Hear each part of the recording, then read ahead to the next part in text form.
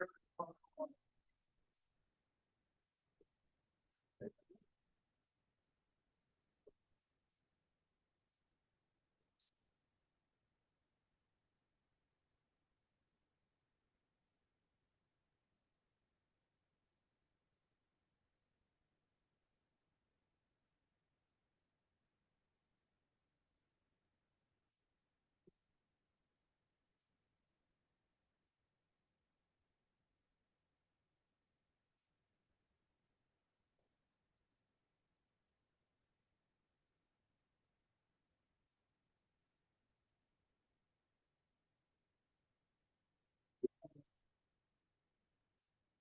everyone.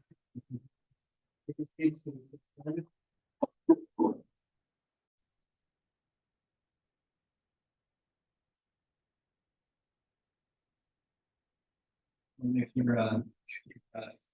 needed, can you hear me in the back? Yes. That's our biggest challenge.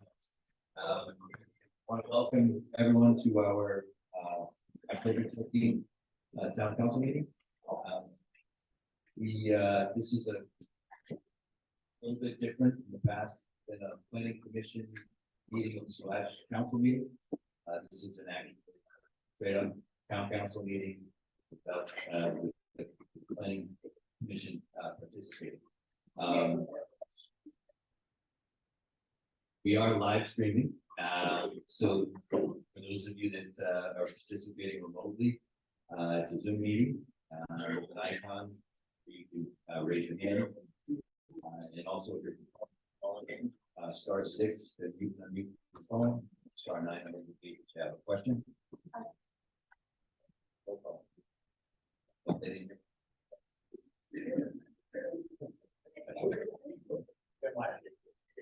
But if they're live streaming, you'll not be able to call them on the phone. Sorry about that. You're participating remotely or in person today. Please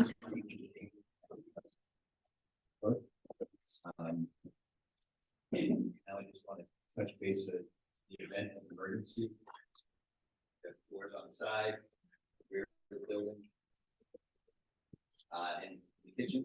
We exit the building, work our way down to the bottom of the hill, and wait for further instruction from the folks that are the fire department. Just let them tell us what to do. We can all stand for a pledge. To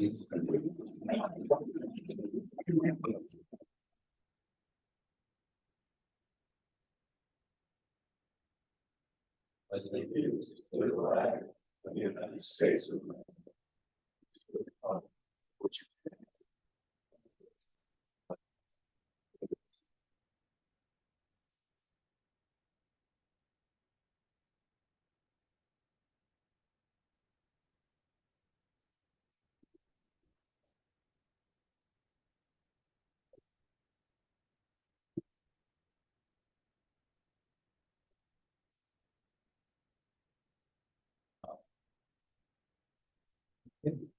We're going to begin with our roll call.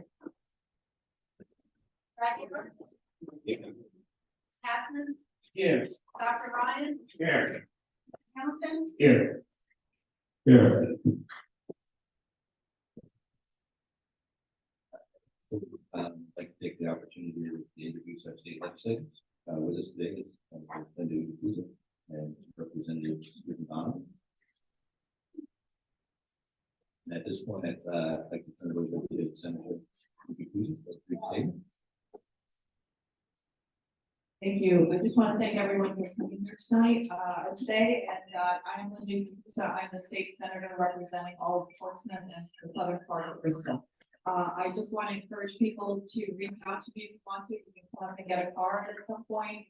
But if you go to my website, you'll find a lot of newsletters and other information and contact information. If you want to call me, email me, I'd be happy to talk to you. And I'll hand it over to you. Hi, I'm Susan. I say I've been representing here since 2017. I don't have to say much because it's ditto everything that Senator was suggesting. And anytime you need to contact answer my phone.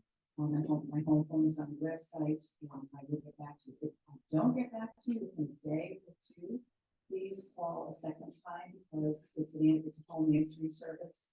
And sometimes you get cut off. I can't hear the number. And that's happened a couple of times in the day.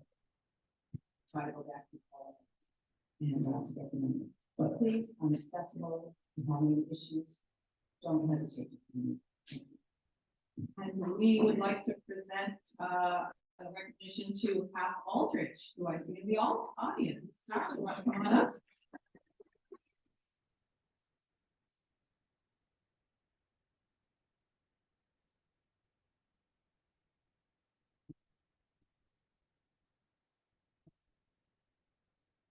So we all know Hap here, and this is a citation from the Senate that says, "Be it hereby known to all, that the Rhode Island Senate hereby offers its sincerest congratulations to Edward Sherman Hap Aldrich Jr. in recognition of over a decade of service on the Prudence Island Planning Commission and outstanding work to protect ferry service, pave Narragansett Avenue, and improve internet service for the residents of and visitors to Prudence Island. The entire membership extends its very best wishes on this memorable occasion and expresses the hope for continued good fortune." So this is presented to you today and signed by members of the legislature. Thank you for all your service.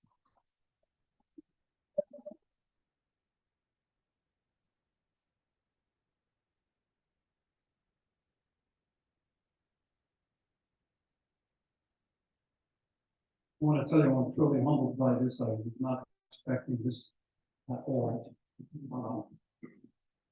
Been a long 10 or 12 years or whatever it was, I can't keep counting anymore. Could not have been as successful as we were. We have some phenomenal members and volunteers part of the commission over those years. Did we do everything perfectly all that time? Heck no.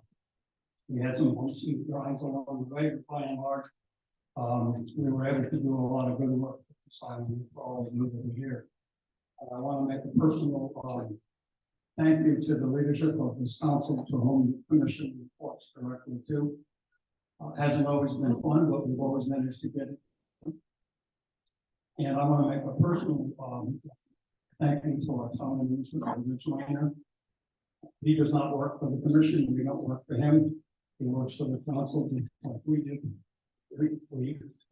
The commission does, but Rich has been incredibly helpful, always available, always able to answer questions, even the stupid ones, and do so with grace and patience and really support. So, and our illustrious EPW expert over there, especially during the paving of Narragansett Avenue, Mr. Woodhead is also going to be incredibly patient and tolerant.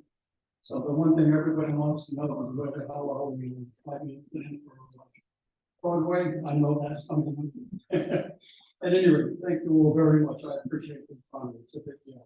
Thank you.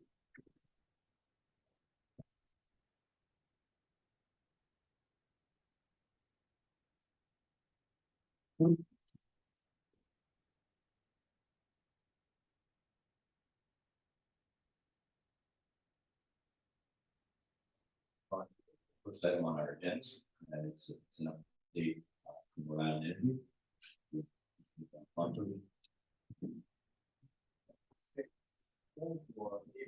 Yes, and I can try to smile. Okay. Is this okay, everyone? Yeah. Great, thank you. Good morning. On behalf of Rhode Island Energy, thank you for the opportunity to be here. My name is Jacques Fonso, and I am the External Affairs Manager. I actually transitioned over from National Grid to Rhode Island Energy, so I was able to stay home in Rhode Island, so I'm personally pretty happy about that. Before, my position was a Community Customer Manager, now External Affairs Manager, but it's the same role. My role is a liaison account manager for the town of Portsmouth, Rhode Island, East Bay, Clinton Island. So I'm a primary point of contact, ask questions, issues, whatever may be related to Rhode Island Energy come up. I'm available to help out. So on the agenda, there are 3 items that I was asked to provide an update, and I'm going to go somewhat in order. So for the next beach utility burial, So actually, that was a few years ago when I attended the Prudence Island Council meeting. It was noted to me that the pole line going through that pond was in rough shape. At the time, we had operations go out there, took a look. It wasn't an immediate need to repair or relocate, but it was something that they agreed that had to be addressed. Fast forward where we are now, we are relocating that pole line. It's about a 7-8 pole stand that goes through that pond. That's going to be relocated on the road, and it's actually going to be underground. So Rhode Island Energy's been working with DEM and Conservancy on that effort. It's been a team effort, and actually where we are right now, you may have seen some activity in that area with some of our crews out there.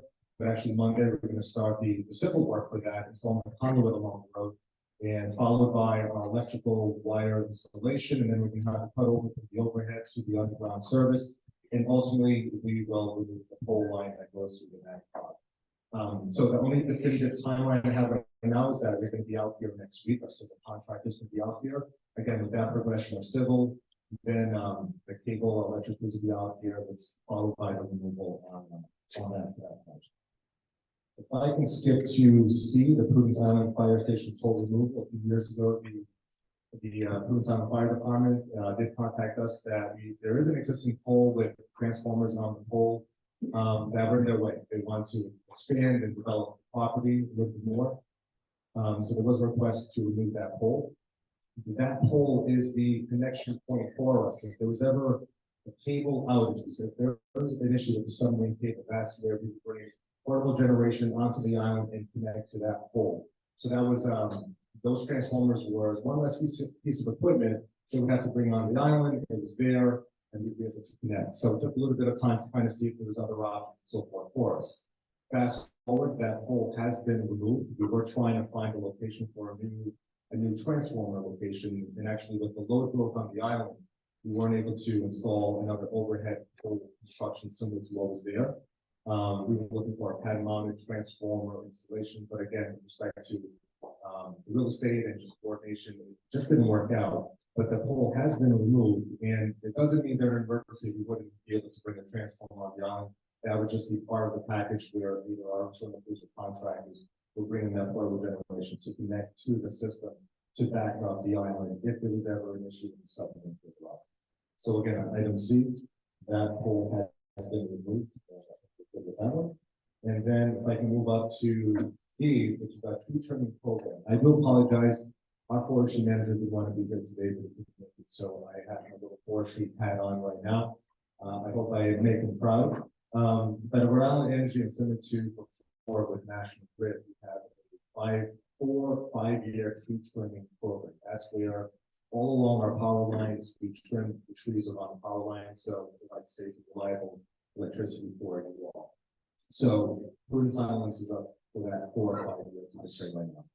So what's happened? This past summer, our forestry department was on the island assessing the scope of work for doing that trimming, hazard tree removal, and dead trees that pose a safety or liability concern to the lines.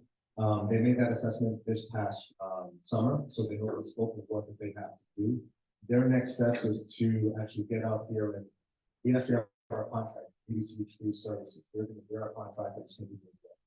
Well, what's next is going to be our pre-plans. So these contractors are going to come to the island the week of, they're going to come out here and speak to you all because we need permission to do the work on any trees that are on private properties and private right of ways. They're going to talk to all the residents, businesses. They're going to talk to the town. They're going to talk to the services, they're going to do that all for coordination to get the proper to do the work that they need to do out there. If that all goes well and smoothly, expect maybe about 2 weeks to get that work done. Then in early November, I believe the week of November 6th, the forest is usually out there to do the actual tree trimming and hazard tree removal. If that work goes well, which will take about a month, give or take, and which will be into early December. So that's specific to our tree trimming program. If I add something else to this, the timing of our 4 or 5 year tree trimming cycle lines up with our inspection program too. When I went in, we have an inspection program that we go out at every pole and equipment on the pole every 5 years. So this actually works out nicely there. Once we finish that tree work, we're going to have 1 or to inspect it from the island in early December, or once that street work is done, we're going to inspect every pole on the island, every equipment on the pole. We're going to do an inspection. And the two things we're going to try to look for. One is there any immediate construction, any immediate action that we can now to correct the safety of our building issue. If they find something, we'll see who's out there that will do it. And whatever is not needed right away, can be planned, if we have 120 days to collect that work and get the work done to replace poles and whatever they find in that stuff. So again, we may see them in early December up here, and after the forestry work is done, but we will have inspectors out here afterwards, inspect poles. We may see more immediate work of our crews after that. And if not, we may see throughout the next 4 months, a little bit of work here and there of us because again, whatever they find in that inspection. That kind of concludes each three of these here, but I did want to highlight two other things that we can talk about that we have planned. I believe they're also going to be replacing, if I'm not mistaken, 6 transformers in the northern part of the island. So you can see it in that transformers. And they're, I like to say, replace. Age is not an indication of condition, but these are some of the older type transformers who do the summer they're going to be replaced in the future. And then we're also going to be doing reconstructing work. And this is the overhead pole line with submarine cable into the island, and the overhead portion goes up to the Florida app. They're going to be reconstructing that pole line there. So again, after the forestry work is done, you can access these poles after the inspection. You'll be seeing some more of this work coming up in the future. And I apologize, I don't have the timeline on that work. That is described going up to the Florida app. But again, that is something that we have to do. And that concludes each one of these, but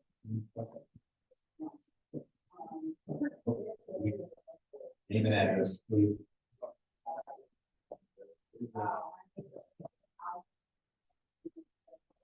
Yeah, hold on a second. No.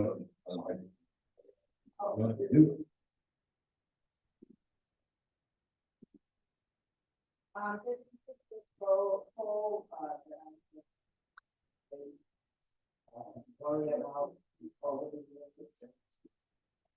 Sorry.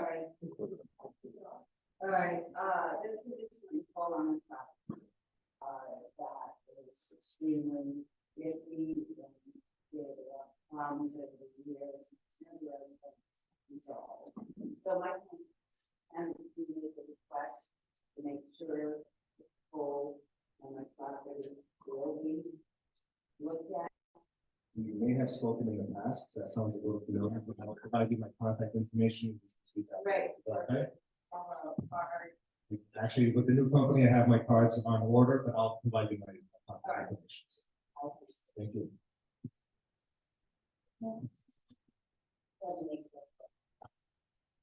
A lot of work, and you get your steps in. We have a question from Bert.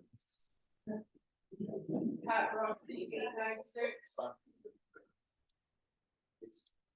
If I could just say, the issue is because of live streaming, so they need to be able to hear you with the mics. No problem. Right, Pat Rossi, 896 Farm Road. My question is about the underground cable. And I understand that there will be several stages to this project for putting it down. Do you have an anticipated, in a no problem world, when it will be completed? Would it be before January in the winter? Would it be after? Would it stop in the middle? Now, great question, and you're speaking about NATCOM, correct? Yes, I am. Right. So it'll take about a week for the civil work to occur, and again, that should be starting this upcoming Monday, so it'll be about 4 to 6 days for the installing the conduit and everything, handles and so forth. Followed by that, it should take about a week for us to do the electric, installing the electric cables in the conduit, and then cut over. And then afterwards, the removal. At the removal, I won't speak to that, but that actual cut over and install, I would say that within the next 2-3 weeks, it should be done. So definitely before January, and if anything comes up, I can provide updates to the town, any changes or any unforeseen issues that they ran out there. But again, in the next 3 weeks, that work should overall be done. Aside from the pole removals, I know it's going to take a little bit more. All right, my next to that, would the town or the people on the north end that would be affected by, gonna shut the power off, the switch, I'm assuming, be notified, even if it's only for an hour or two? Some of us, run many freezers, I have a farm up there, etc. I just want to keep communication open. No, and communication is absolutely key. That's why being here, I think, is I think helpful. I like to think helpful for both. So I don't foresee any planned outages. I think they can make that part of the work live. But again, I'll get clarification from operations if there's going to be any outages. And anytime we do work out there, any planned work, planned outages, we do send letters to the abutters impacted by that, notifying them when that outage will be. Thank you.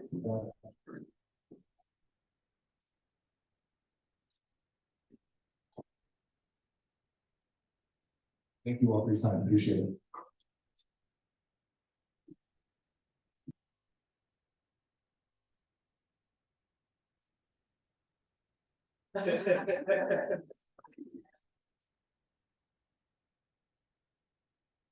And probably should just preface everything, so our agenda, put together in collaboration with the town planning commission, so these items are all, what we believe are relevant for discussion today. As we go through each item, that's your opportunity to speak, so, if you're waiting till the end, please don't wait till the end, you need to speak to the topic, when we get to the content. So we're gonna move on to our next agenda item, which is Narragansett Daily Research Reserve. Just going to give us an update on this, right? Thanks and good morning. I'm Caitlin Chafee. I'm the reserve manager at the Narragansett Bay National Research Center for headquarters South Bend. Just for folks' information, we are part of DEM, we're part of the state agency, and we operate in the partnership with the federal government through NOAA. So we get a lot of our funding through the feds. I was asked by the commission to speak on a couple of topics. The first was prescribed burns and wildfire protection. So some of you may be aware that DEM uses prescribed controlled fire as a means of habitat management and improving wildfire safety. So, some habitats such as our pine barrens on the south end are really adapted to periodic fire. And it also helps to reduce fuel so that fires don't burn out of control. And so we do have a prescribed burn plan. It was originally going to happen earlier this fall, but we discovered that we have a very healthy fox turtle population, and so that burn has been moved later in the year. So the thought is that it will likely happen at the end of October, possibly early November. We will keep you updated. We've been we'll put signage down by the ferry. We have a new fire kiosk right by reserve headquarters at the south end. If you have any questions, feel free to call us. But these types of operations are very much game time decisions. So DEM, and it's a partnership with the Division of Forestry at DEM and our stewardship coordinator, John Mitchell, who some of you may know. They really wait for the absolute perfect conditions. So obviously wind conditions and weather are a huge factor. So they generally plan a general time when these are going to happen and then make the decision either the night before. So we will give you updates on when the window is open, and then we'll be posting, for those of you who follow us on social media, we'll be posting when we're actually going to do the burn. So if you have any questions, I'm happy to answer them to the best of my ability. I'm not a burn expert, but I'm sure we have folks who could consider it at the time.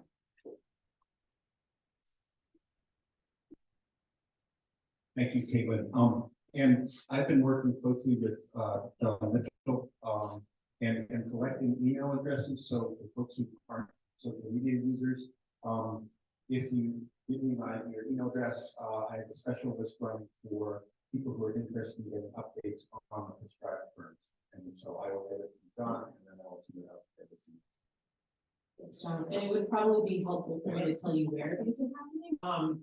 The first burn is gonna be fairly small. It's planned for the area directly across the road from our headquarters building. And, you know, there's, if you've been down there, there's kind of a big field that you get to the Pine Barrens. So the first one is gonna be isolated to that area, but with this kind of renewed partnership with DEM Forestry, we see these as being probably a regular occurrence, you know, on maybe every other year basis. So our goal is to really improve fire safety and habitat, but certainly Islander safety is first and foremost in those considerations. On the wildfire protection front, obviously the fire department, the Prudence Island Preparedness Committee are kind of leaders in that on that topic, but the reserve has been working with the fire department. The reserve was actually, I think, at the forefront, and Robin Weber creating the community wildfire protection plan that we have here on Prudence Island, the only one in the state, I mentioned, and that is actually now due for its 5-year update. And so we've been working again with DEM, Division of Forest and Environment. They've been giving guidance as to how we go about that update. So we're working closely with our fire department preparedness committee and the planning council on that topic. But we're beginning the process of starting that update.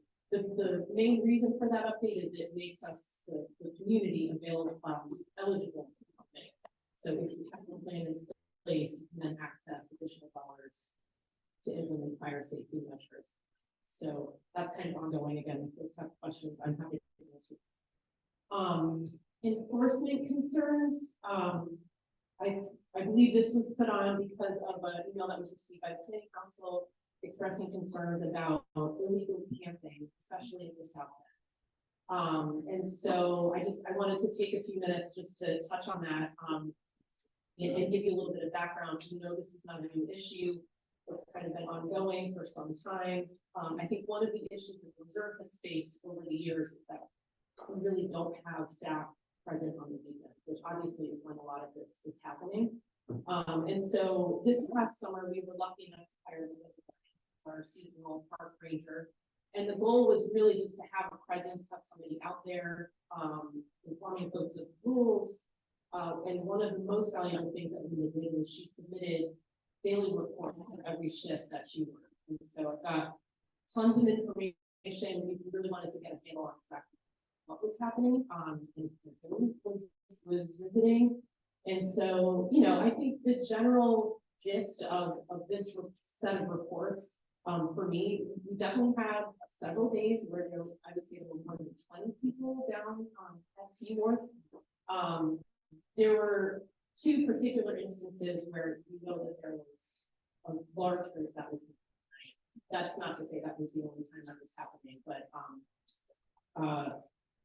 and we have a pretty good hunch that it is the same. And so I just wanted to kind of acknowledge that and say that on both those instances, I mean, we do receive extensive support from Portsmouth law enforcement, from DEM law enforcement. Our staff obviously do not have the authority to issue citations. You know, the best we can do is educate folks on the rules, which basically are, you know, if they're fishing or just being at the south end, they are allowed to be there. It's the staying overnight that is illegal. And so on one of those instances, weekend, DEM law enforcement did come out to the island. They had patrol on the water. I'll say also that they have eyes on the south end through the ports camera, which is located at the top of our education shed. So they can see what's going on. They are extremely stretched thin. You can imagine they have 2 boats in the water for all Americans that they can come. So, you know, I think they'll come if there is an emergency, but it's, you know, it can be a challenge. So that's another challenge. So that, you know, we are exploring options. I think, you know, that's kind of what the situation is. We can call on one when we need them, but really, unless people are in their tents and overnight, it's very difficult to issue citations. If the problem gets worse, we have options such as closing the gates We know that, people are here past the last area on Friday in their vehicles, they're not leaving, so obviously we're camping. So we have discussed that, the director of DEM has been out here, he's aware of the problem, and that was one of his suggestions. We obviously don't want to do that, we want to keep everything open to access for everyone. But I just wanted to let you know where we are with that situation, who's aware, and what our options are as far as taking action. I'm happy to answer questions. Certainly, if you observe kind of illegal behavior, I've had to speak to people who had bills with 3 feet from our no barbecue signs. So things like that. Obviously, our primary concern is again safety, fires. Trash is also an issue, so that burden falls on our staff. In general, I will say, and this is from Linda's reports, that the groups that have been there have cleaned up after themselves, and so I think Linda's efforts to educate folks, show them where the bathroom is down there, tell them to take their trash. I feel like it made it less littering and stuff like that this summer. But and we will try our best. We have a position that we can fill, so we will be looking to hire a ranger again next summer. But certainly, if there are no staff around, if you're down there and you observe something illegal, you certainly should call the enforcement. The number for everyone is 222-3070. That will connect you to dispatch. Again, they have a camera, so dispatch is able to kind of plug into that, and they can assess what's going on. It may not mean that a boat gets here in the next instant, but it is really important to record those kinds of things. They go into the log, you can view the DEM law enforcement log online. And for more general concerns that may be emergencies, you can always call me. My office number is 683-7665. All the topics, happy to take some questions.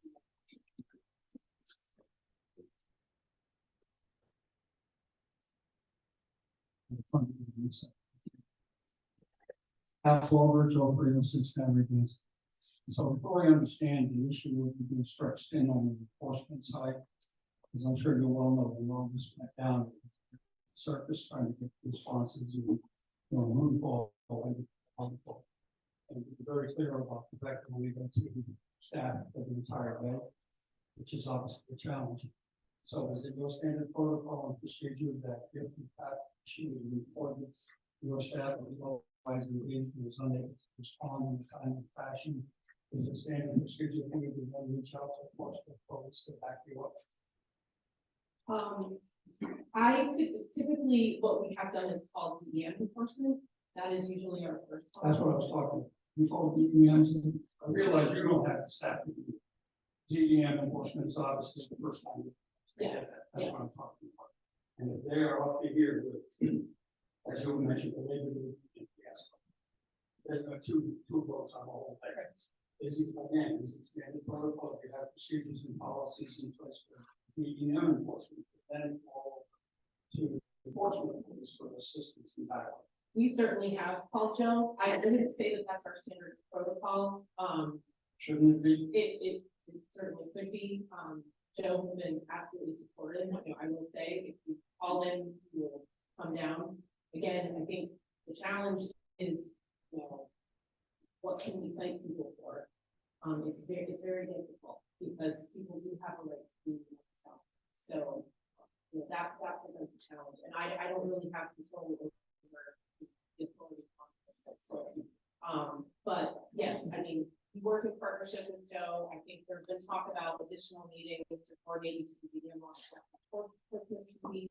And Joe, I don't know if you want to comment on this at all, but all I'll say is Portsmouth PD has been supportive.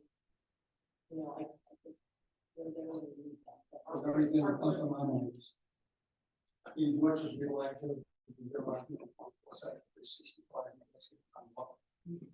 Yes. On top of that, and on top of that, is there any kind of jurisdiction with this issue because of the fact that that's state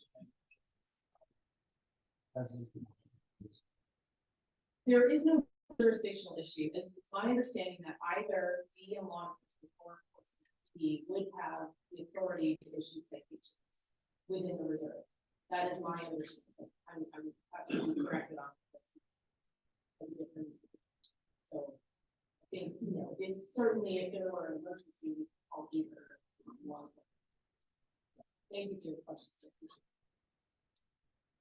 Hi, I'm Beth Newman, 0.287 here. I would just, perhaps a recommendation, I think that I didn't work on this great. If maybe next year we could consider state enforcement at the beginning of the year. Block Island has been more historically, with crimes or everything. So it would be a weekend of 2 months out from the state police, maybe on, you know, Memorial Day or some other thing. Obviously, it's not intimidating, it's the police are pretty scary. And I find it really does on Block Island, which is a whole different area, I understand that. But it almost things down here, I think, you know, people obviously overnight camping, safety, concern. So I would just maybe posit that to the council that they look at the experts in the state police. Post it out there for the meetings. Thank you for that. I'll just say another thing, we will be working on this winter is just better signage. You know that we have repeat offenders who are well aware of the rules. We don't think signage is going to solve the problem, but it's clear that we're gotten out about the South End, and I think people know that there are folks around on the weekends, and so having that weekend presence, we talked about potential big signage on the ferry, possibility, just that there is no camping. And we need to do a better job of, we have kind of a mishmash of signs down there, people down there, so just very clear, these are the rules, possibly in multiple languages. So that's just another thing in the paper.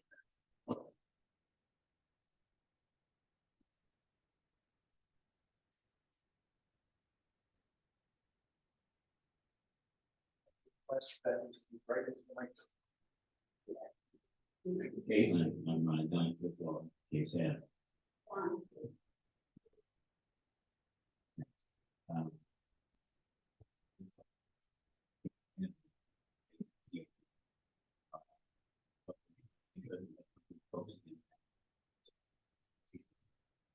Maybe we'll be. Thank you so much, and we really, really appreciate that. Well, yeah.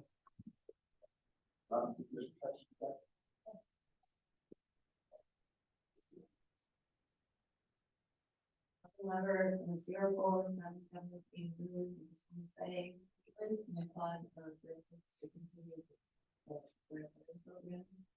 I think I know more than most how difficult that is. But just one question, which is there any movement towards expanding the prescribed burning into other areas of the island that might also have improved more policy? Yeah, I think that's definitely up for consideration. Again, I think now there's kind of an established partnership with forestry. They've got kind of a new person who's in charge of wildfire protection. And yes, that's definitely been discussed. I think this next one is going to be somewhat of a tough one because of the new team, the staff that they have. But if all goes well, I think yes, the intent is that this would be a tool to use for management of other places as well. And thanks, Robin, for all your establishment.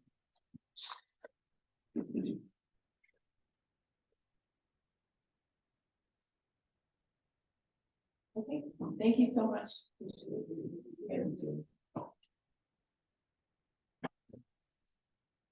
Excellent. So, Prudence now in volunteer fire department. Chief Mark.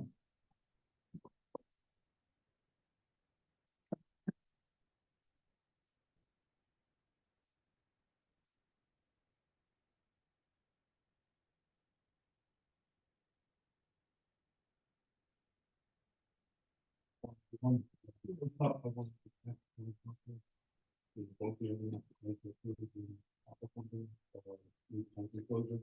speak out over you.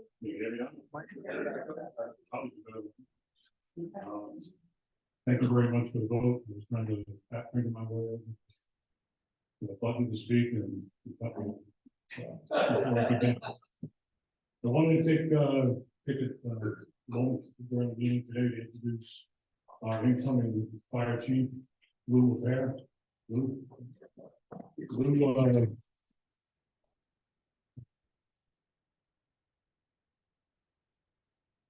Lou is currently the deputy chief of operations at Smithfield.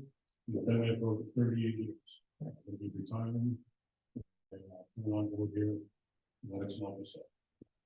He has well over 40 years of service, fire service. He's very highly qualified. So glad to have him. We're going to be here after the meeting. If you don't have a chance there, be on the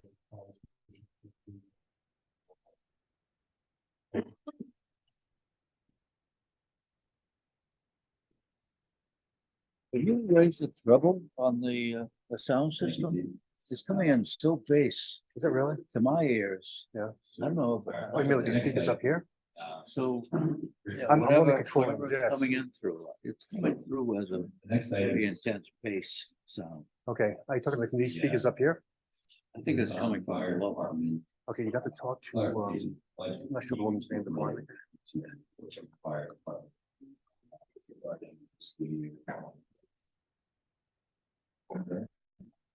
Morning, everybody. We received a request from Chief Blount, via, I'm assuming all the board as well, that the next budget incorporate the Prudence Island Volunteer Fire Department operational budget into the town budget. We've had this discussion at length in previous years. It seems that we're supporting viewers. So we're ready to do this. This does not mean that the Prudence Island Volunteer Fire Department will be under the Prudence, correction, the Enforcement Fire Department. It just means that their operational funding will be incorporated into the town budget. So what that means is that the civic support line that is now in the budget that is requested every year, that will disappear, and that amount of money will be laid out in a more articulate fashion in its own budget section within the Portsmouth Department budget in the town budget, which gets turned over to the council at the end of March, gets discussed and provisionally approved in the third week of April, and then gets approved after a public hearing in June. And that will be the process going forward. Unless there's anything. Hold on. We need to. Hold on, we gotta work the room here.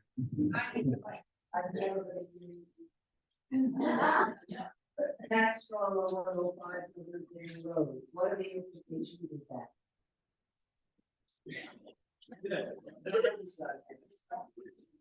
Maybe That's a great question. Right now, the way it works is there's an amount of money that's approved in civic support, which is turned over to the Prudence Island Volunteer Fire Department, and they expend those funds throughout the year. The implication now being in town budgets, operationally, as expenses are incurred, there will be purchase orders approved through the budget system that is managed in the finance department. The checks will be cut. So for most people, it would be invisible. For auditors and for finance departments, it just is. It makes it a more budget-friendly operation. So instead of a check being cut at the beginning of the year, fiscal year, and turned over to the Prudence Island Volunteer Fire Department to dispose of and expend throughout the year, those operational requirements should be funded throughout the year via invoices and purchases.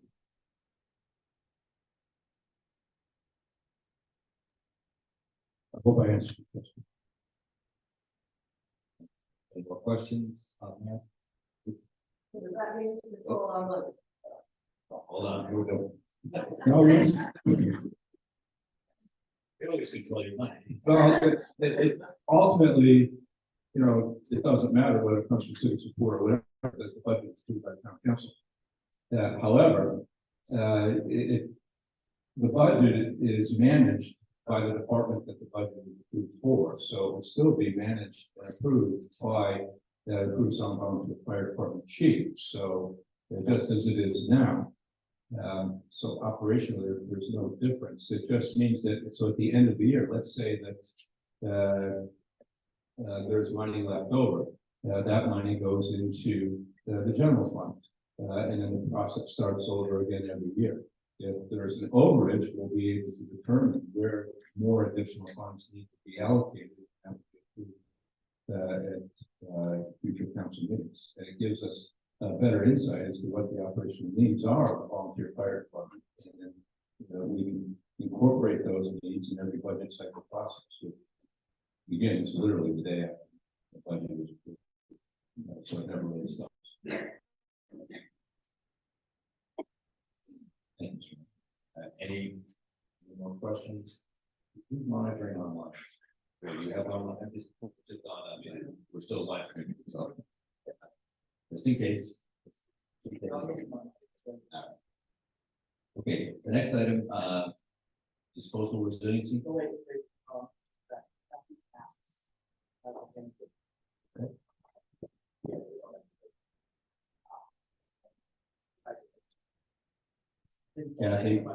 Kathy, we recognize you have your hand raised. You can use the chat line and say your question.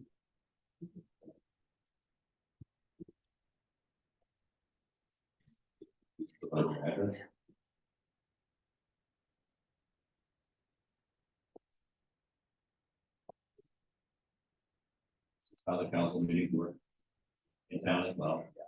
Questions to the chat box.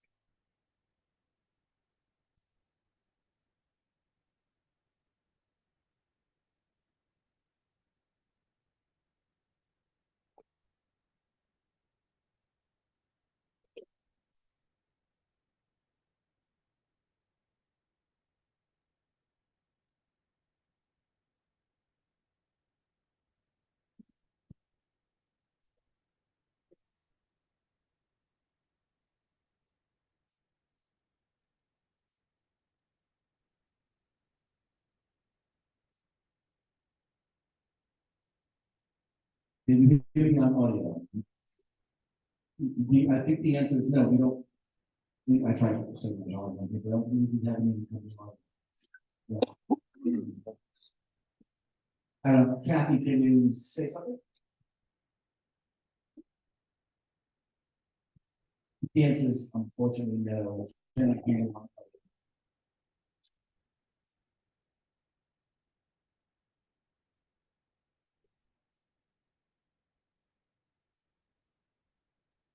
Can you hear me? Can you hear me? Yes, you know, I'll try to mic it. Go ahead. Well, good morning, everyone. My name is Kathy Apps. My husband and I reside summer months at 1056 Narragansett Avenue. I'm here this morning representing a concern of several of the homeowners whose properties nestle between Holbrook and Etta Streets, and who have been witnessing the rather alarming rate of the rapid erosion of the beach embankment along this stretch. It's important to note that this stretch of road dips low and was designated a flood zone after the 1958 hurricane.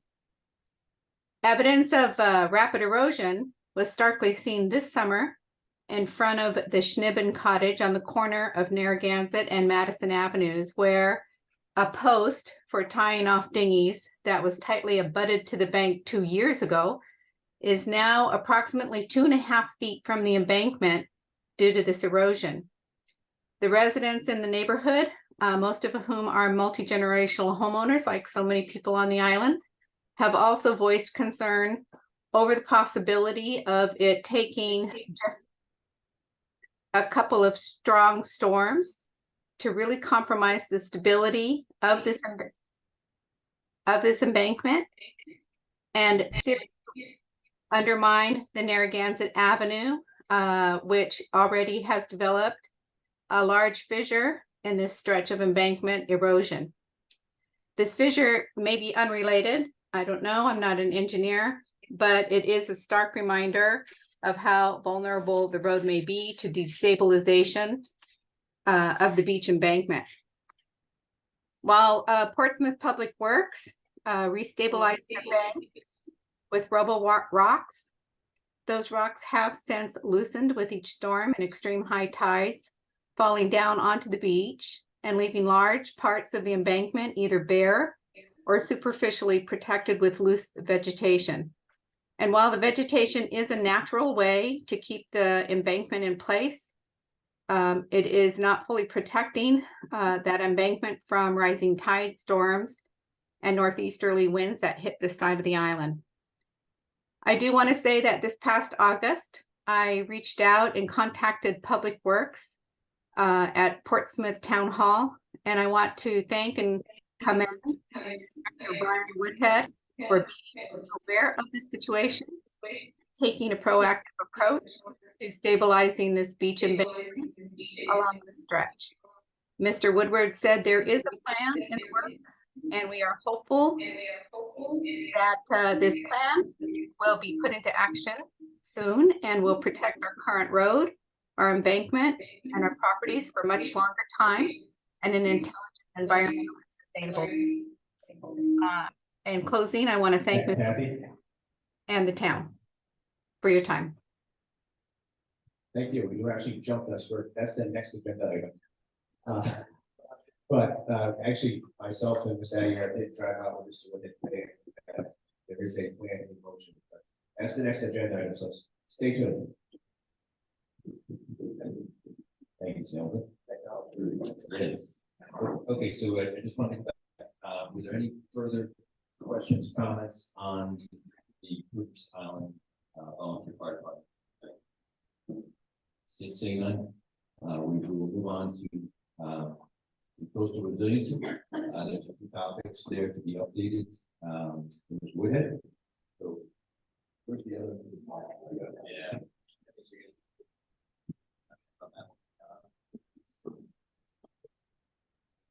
Good morning, everybody. My name is Brian Woodhead, the Director of Public Works, Enforcement. The first item we have is the Mill Creek update. So I'm just giving everyone a heads up on the update of the Mill Creek project. So at last year's council, first island council meeting, we received 2 bids for the Mill Creek project. And then the lowest bid that came in was $1,418,850. And when we had reserved for the grant was only $433,000. So we were way over our budgeted price. So the council at that time requested that we go out with more bid for the project. So we went out and we have a grant, we submitted a grant to the Round Infrastructure Bank, the amount for $1.4 million. This is due this month, October 27th, so in a few weeks, we should know more by November, December timeframe. And if we have been awarded this grant, we're planning on a completion date of spring of 2025. By the time we go back out to bid, it's just going to take a longer process for us. But the prices came in way above this year. So that was the Mill Creek project. We'll move on to Neck Farm Road, American South Day intersection. So we're totally aware of that intersection down there. Neck Farm Road, American Incident, they have floods, especially during the king high tide. I talked to Cambridge from the state, and I'm going to be working together with the state to see how we can help improve this location. So maybe increase the road height, but eventually collaborated by Gary, put like the state and town. Waterfall, but we are going to look at. And then there was one about the concerns regarding the isolation of the garage. I think that was put out by John. He wants to make sure that we're aware that when we do get those high tides, it does flood out on Mill Creek and down in that area. It does isolate by the garage, off the element there, and it was on it. So we understand that, and we're trying to move forward by this. slow down the process of trying to get that. And then, the last one I have on here is what Ms. Apps was talking about. I brought those, Ms. Apps. And I asked her to leave it on the agenda because I just want to let everyone know that during one of the storms in February, there was some erosion on Narragansett Ave, which we hope was needed. And we were able to pull back some of the rocks off the shoreline just to keep the embankment backed up.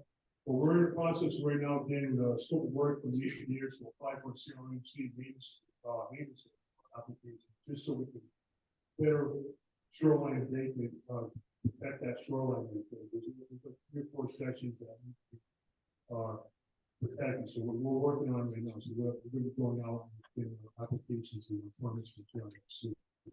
I do just want to make one note though. When we were down there doing inspection, there's some residents that are discharging their yard waste over the side of the roadway. It's not a good idea to put your yard waste onto the side of the roadway where there is a little shoreline. Those to the shoreline, this deteriorates the shore. So if you could please stop discarding the yard waste over the side of the roadway, that'd be very helpful. If anyone has any questions?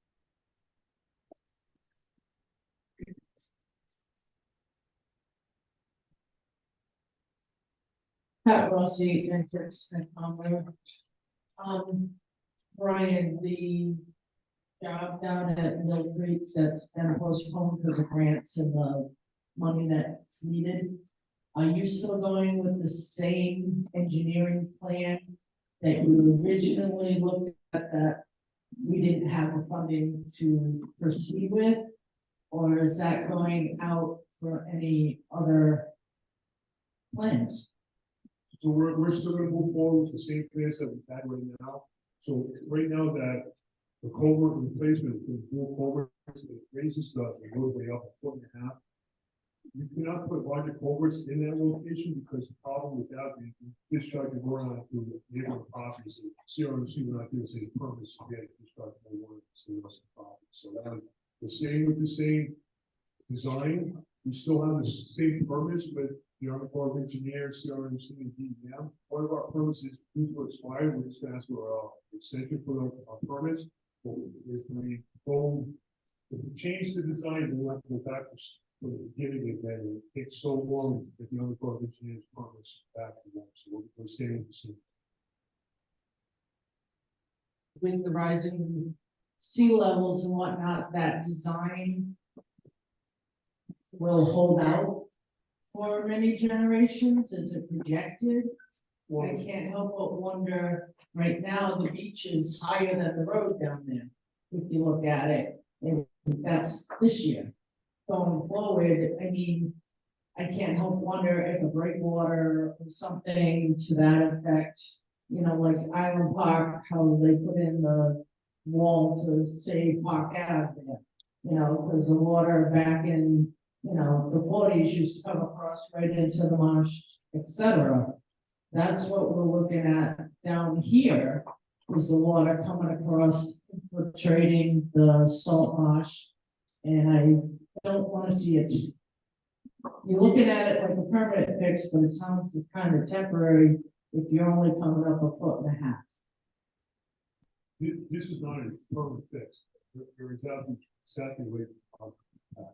This is only for a 5-year storm. That's what the design is for. The problem is you increase the culverts too large. You're increasing the road height, and then you're discharging more on everybody else's property. You're not allowed to do that. So there's a give and take. There's nothing. The culvert right now is under a small culvert, but we're just trying. It's nothing where it's going. It's not just falling down. It's just a better project for this whole, Robbie helped out with the great, it was a great project, and Robbie helped us out right into it. And I think it's a good project, so. Okay.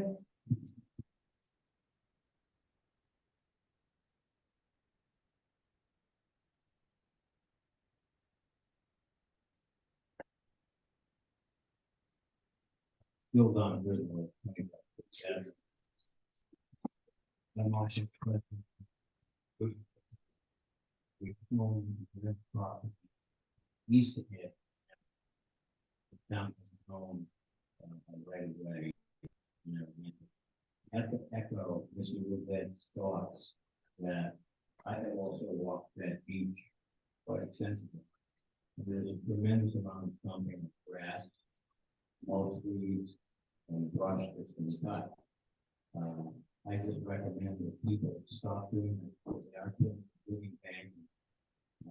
Do a lot of research on the close to the site, EM site, from the Netherlands site, and Save the Bay site, to see what kind of damage we can do. Whatever we can do to preserve living, growing, continue to help stabilize. The rocks along and the gravel, kill whatever vegetation you have. Freeze the erosion.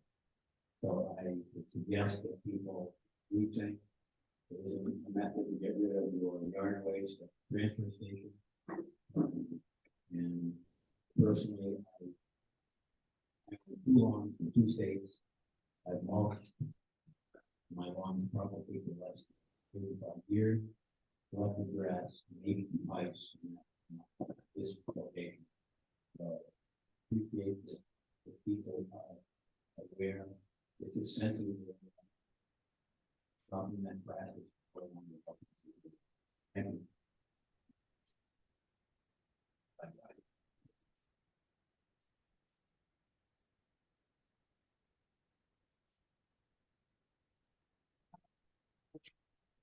I did write the plan, I'm not, no, with the engineering, with the short term text, that's great.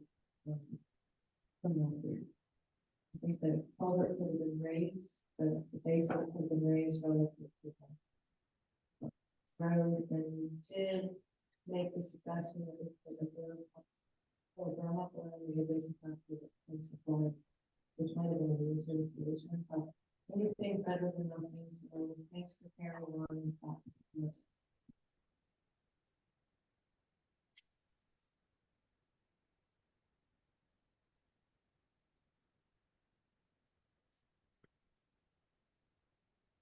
Morning, Denise Carey, 01070 Narragansett Avenue, in Pettit. We purchased the property in 2005. So probably needs to be communication with us, because we were told by all our neighbors that the clippings and wedding wrappers would help with it. So our communication is so up because everybody does. Something else. And then lots of erosion, the erosion really bad, right after Sandy. It seems to go the rock that went on once it. You know, people live on the north end, they say they're talking about how large boulders. In front of their property, oh, fill that back up. But the rocks are too small, they just wash back in. So it's, you know, it's pretty much a problem. I'm glad this came up in the meeting today, because everybody else on the town, they're really definitely, so I'm glad that. You're correct, the riprap that was put there originally, it is too small for 6-inch riprap. And our plan is for the 18 to 24 inch stone for riprap, so we want to. And just want to take something. Transfer station. Perfect.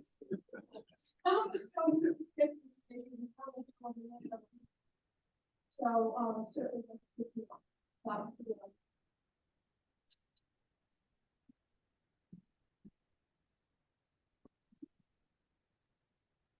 I'm Catholic Opium, 118 Madison Avenue.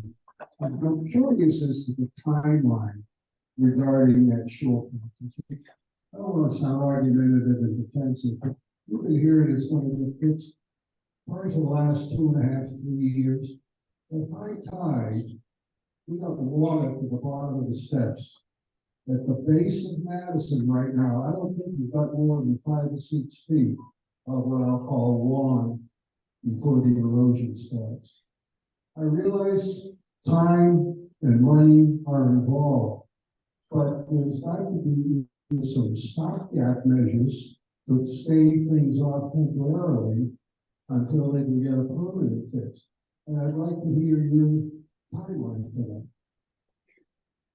I believe the timeline would be definitely this winter or early spring or next year, that we want to have this all, shoreline protected. Yeah. I mean, 'cause by the time you get the sign back and submit the CRMC, we're not put on the units assist, not in the assist, it's a maintenance application to CRMC, they usually pull a lot quicker on the approval process, so hopefully we can get something done before this winter. So that when I return in the spring, the problem should be solved. Should be, maybe.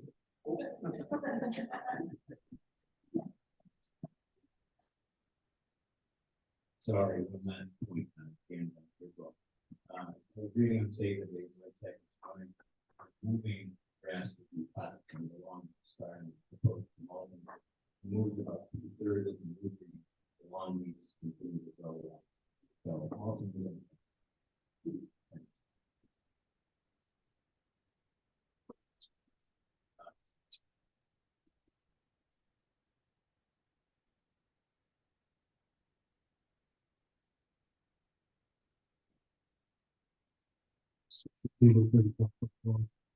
Just on the Broadway project. It's an opportunity on the opposite end of Broadway. We have a similar problem when it rains heavily. And that the roads away. People could do about that going. If we're gonna plan a project and we just have that intersection, what that, it might only be a matter of extending some pavement down 10 or 15 feet just to reduce the erosion in that area. Are you talking the east side or the west side? Headed down towards Bristol Fall. Okay. We can look into that, there's a little bit of. There's some permitting issues when you put asphalt down, I know it's gravel right now, but that's good, that's on our magnitude, I'll talk about doing something on the Broadway project. That's part of it. We're gonna have to get some permitting out, and we have some PMPs that we're going to install down on that section on Broadway down there, and then on the opposite side, on the hillside. So, Yeah, thank you. Further question? I just want to follow up on the issue. We understand the concern, trying to get the program stable. Now it's committed to moving forward. The issue is we just have to get the approvals from the agency. As soon as we get those approvals, we'll work. So we said maybe by the spring, if the timeline happens, we'll get it done as soon as we can, but can't promise how quickly we'll get the approvals. But as soon as we get the approvals, we will follow through. That's. But isn't it unusual that it would take over 2 years to get approval? I can't speak to that part. What I can say is the town is committed to doing it. As Mr. Woodhead stated, we've got a plan, we're going to use larger stone, larger riprap, to stabilize that area. It is going to fall under a maintenance assessment. So it's a different prevailing strategy, but we are trying to get it done as quickly as we can. To just make sure there's no other comments, questions before we move on. The next item is the Prudence Island transfer station. Sure. Okay, thank you. So Prudence Island transfer station, at this time, I don't see that there's going to be any possible changes to Prudence Island transfer station. We just renewed our contract with Lawrence Information for a 5-year contract term. So I don't see there's going to be any big changes at the transfer station compared to what we're doing in the culture side. I do want to let everyone know that we have one more e-waste collection coming up this year, and it's on December 9th at the Portsmouth High School. And we're going to have one of our DPW trucks at the Prudence Island transfer station on December 2nd for drop off until December 8th. So we can bring the truck back over to the drop off. I do have a few brochures and a few magnets on the table over there for you to have. It's for recycling, so it tells you how to recycle, the proper things to use for recycling. There's also there's a couple of flyers, last year's flyer, this year's flyer, 2023 for e-waste, and then next year, 2024 is e-waste flyer. that tells you all the dates that we're gonna be doing. But the dates on that is just set the high school, so if you see the dates on that, it's gonna be a week before those dates that the president completes our procedure. I also had a flyer out there for, what they accept for e-waste, e-waste collection.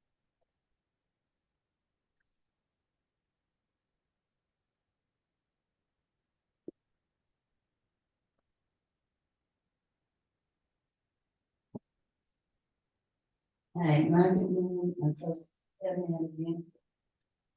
As far as those around that goes, what's the principles of it? Because if it's not good, you never, because it's such a fashion. So, I mean, what do we do?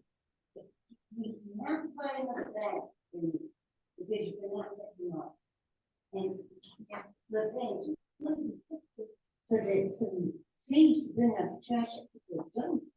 Why don't they just talk about money back on, things we have to the dump, because those bags are useless. Why do we have to use two bags? You're not eliminating that. The thing with go back is for, it's to help out with recycling and it's part of, page as well too. I because- understand that, but I'm just wondering why they're doing that, when they have to use the same bag that you use. Well, I mean, now they put that on each thing. It's all used there. Well, we can always contact the ACO, that's a company, there's already we get contacted there, we do have some issues with them, and there's some we don't have issues with.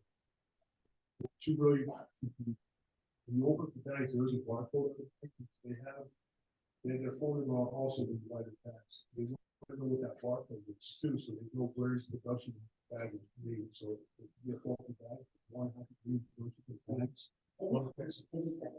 It's everyone. It's not just you. I'm sure everybody has the same thought. It's like, oh, that's yeah. Unfortunately, I know.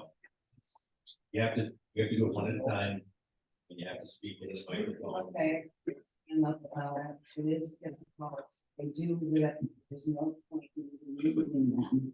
And 2 years ago, the actual thickness of the bags have been downgraded, I would say, cut in half. There is a notice in the bag, there's a phone number you can call, I do so, and nothing happens. And I just feel like the fee for the dump year round is expensive anyway. And for us to have to buy bags that are useless at $2 a piece, is difficult for all of us. Do you, other people feel that way? And folks, we understand that you're saying stuff that we've already heard as well from others. We're working on the bag issue, but the other reason for the pay as you throw and tracking of the orange bags, it's really a way for us to control what gets thrown out. Because unfortunately, what happens is everything was getting into the trash, everything. You name it, construction debris, and then we get charged by weight for what leaves the island. So by using the pay as you throw, we're pretty sure that we're only going to be getting household waste in the trash stream. And I do understand the bags are thin, and we'll work on that part of it.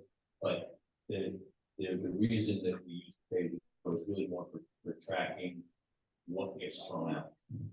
And it's here and of course, and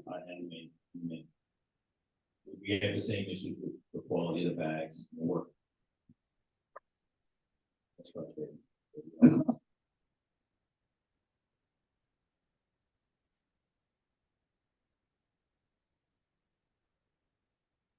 So people have alcohol, you know, against them. Last 10 minutes or so, will be pretty interesting. I don't know if anybody else has had. There are 3 different topics that have all tied together. If I heard correctly, in some places on the upper Narragansett, if I'm not seeing, is like what, 5 feet left of banking before we get to the hospital. And we've done trash. Pardon? We've done trash. Well, let's go talk to transfer station, right? So let's hear me out. So, and part of the reason for that erosion is also on that stretch of road, and the yard was going to bank. Bank itself, the erosion, problems with banking, the septic transfer station, as I understand, it won't take that. It's not for November. So that looks to me like a little bit of a catch 22, and it's pretty good bet that it's going to end up contributing to the full fire on the south end, more raw materials. That's a place to put it on. The yard cleanup isn't just, nothing. So all of these to me seem to be a vicious circle tied together. Maybe more. Okay, like. So now I understand what you're saying. We do accept the arguments until they don't work for us. Oh, no, it's later in November. I mean, it's later in November after we accept the arguments. It's hours change on November first, winter stops. But the vegetation that I saw down there was not in November, it wasn't old vegetation. I think the more grass, it was kind of recent, so there is. Really, but we will look into the back problem. I understand. Problem with what this is, so we'll look into that.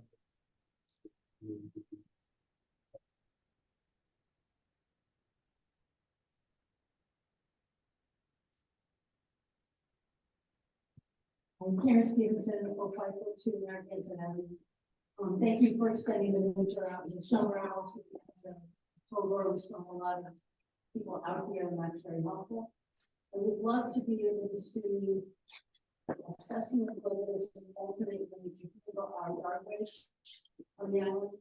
You know, we used to have a leaf pile, so we did truck all of that off, and that space is now used for something else. I would just think that there'd be a more efficient way to be able to use that mulch that, turn it back into something else, so that, and also eliminate some of the requirement to be a transfer station user in order to be able to do records. So that's one of the other things that happens. Some people for long enough, but don't have regular, don't use the transfer station, it's have fun with them. And so then the issues with yard waste becomes more of a problem. They don't have to get rid of it. They don't have transfer station.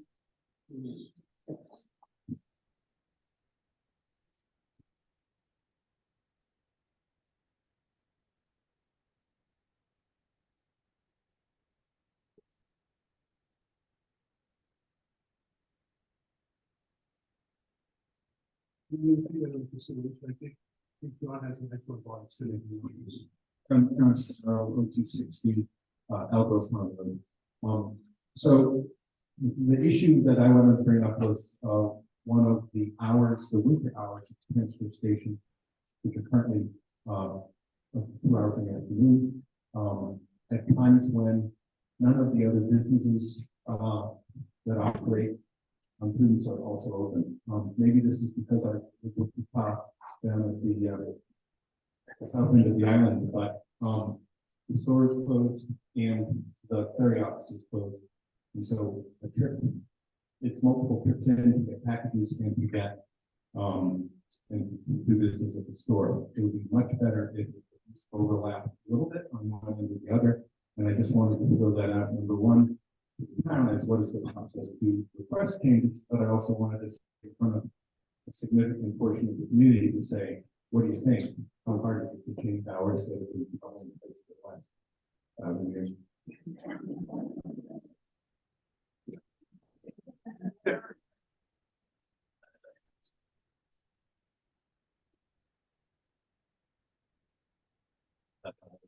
Seriously, that's kind of a something that probably could be addressed at the planning commission meeting with the businesses and residents. And we can find convenient time that can be coordinated.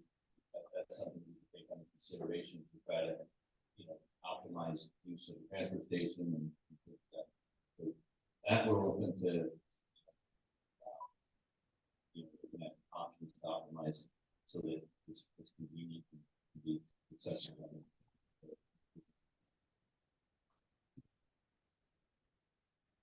And John, I think it'd be a good idea plan commission had an idea of what they want to change the hours to. We were, facility planning around DEF, so if the hours do change, we just have to update our operation facility plan with DEF to sort of request the hours to.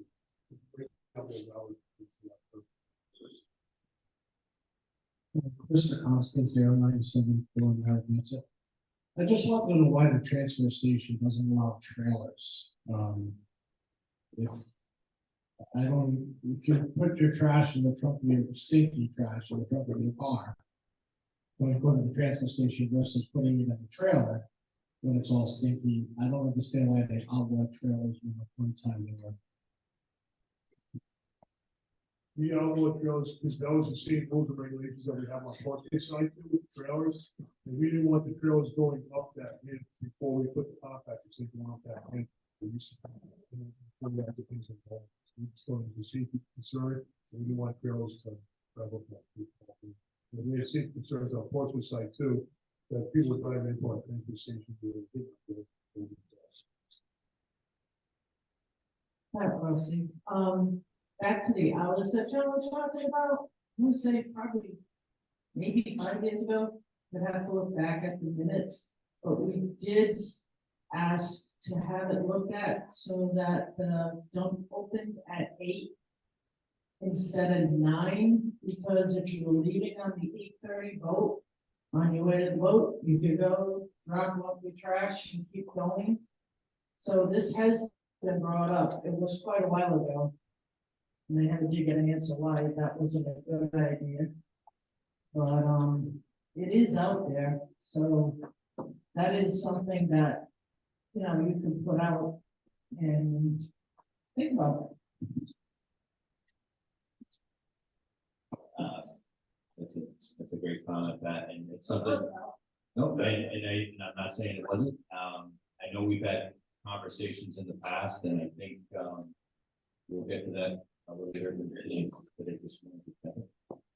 But we do want to, have that line of communication to the planning commission and optimize the hours so that it's convenient for the folks that need to use it. And that's our goal. Planning commission will take it on and make it. Questions, comments on the John, maybe you come on over.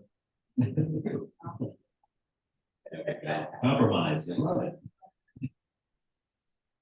Nancy Mellon said you could, I was just there. Yes, it was malfunctioning equipment for both, the contractors.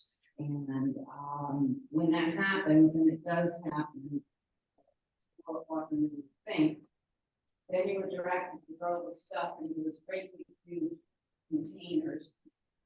And for me, it's becoming more and more difficult. And anyway, they just, just pull it up there, and it's like, yeah, okay. So then I had to bring the recycling stuff over to the second container. And I literally could not get it up and move it. And then the recycle bin that I 10,000 years actually dropped right in.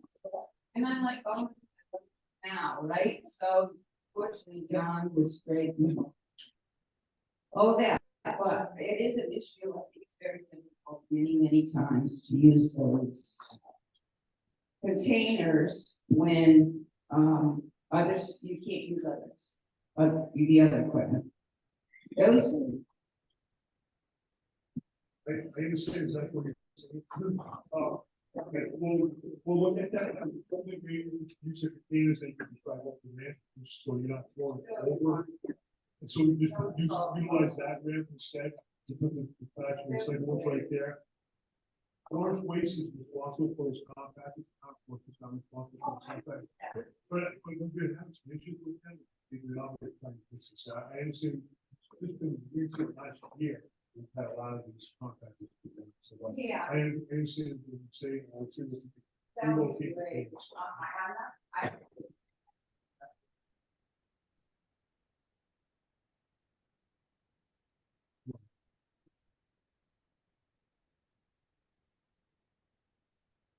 item.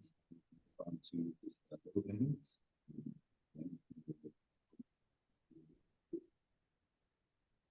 So this is the status of the Broadway Community project, just finished the wetland planning and the survey work on Broadway, so the next step is gonna be the cost proposal for the drainage design. So when we get this drainage design, completed, we're figuring it's gonna be FY 25, so next year we'll have all the drainage design work completed, and after that will be, the permitting along with, funding. So right now, we have, say, 5 years, we have 3 years. I was trying to show it down. We had a 10-year plan, so we have a schedule for 2027 for the start of the construction of the project. After the design and all the funding. So that's the size of.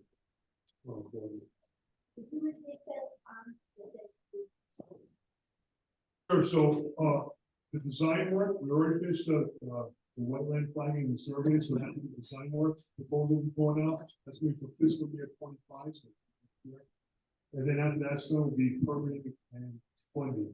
And we have it scheduled for fiscal year 27.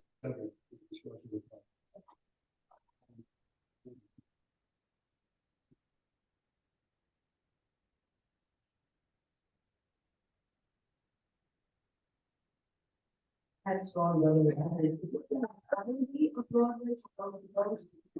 Yes, it is. It's from the colony all the way down to the school. And then also the project is going to be,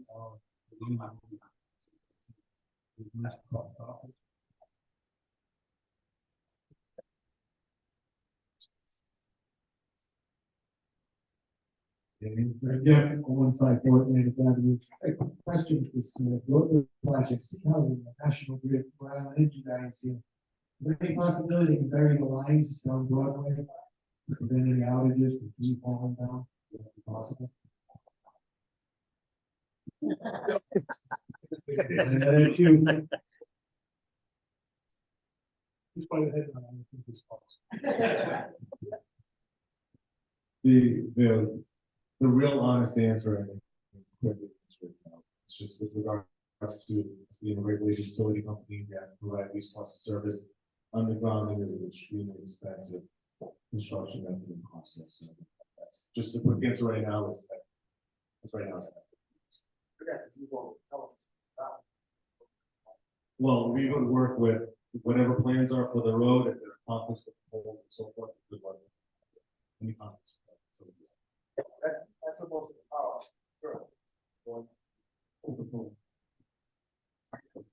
with the overgrown tree growth, I mean, if you're not gonna bury lines, if you get those tree companies, to cut the trees back, it's about 15 feet. That'll all be part of their scope, and again, they'll be out here in the next few weeks to, again, talk to the tree owners and all the right people to make sure that we have the right conditions to do the work.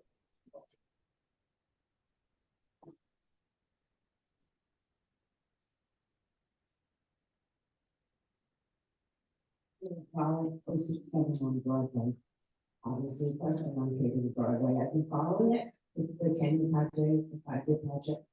Can you just tell me, so 2027, that's when you will actually have asphalt coming down? Is that? I don't know about Because that. I was thinking it was 45, my timeline, I can check it off. And obviously, the design and the paving, you say fiscal year, I feel like, I just want to know the year, the summer of 27, Broadway will be paved. I can't guarantee you summer of 27, but I mean, that's what we have to think now is quickly get 27. We might do the range, all the gravel. Yeah.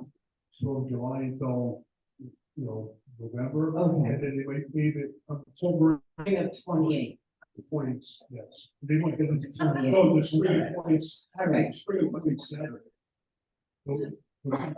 That's what I mean. Okay, so you're doing, Oh, I'm sorry, the fiscal year is gonna be from July 2026 until June 30, 2027. okay, So it'll be 2026. That's what the fiscal year. okay, so then in 2027, you will be paving, It should be completed. That's what we got. completed by June of 27. That's why I'm asking, June- this fiscal June year, 30. it will be finished by June of 27. Thank So you. what is this for?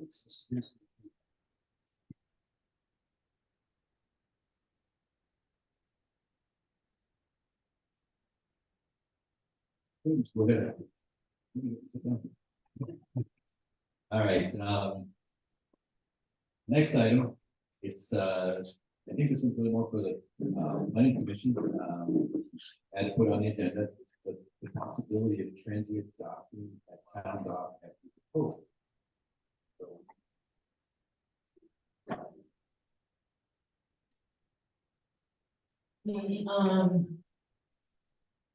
I'm oh, wait, putting, I'm sorry.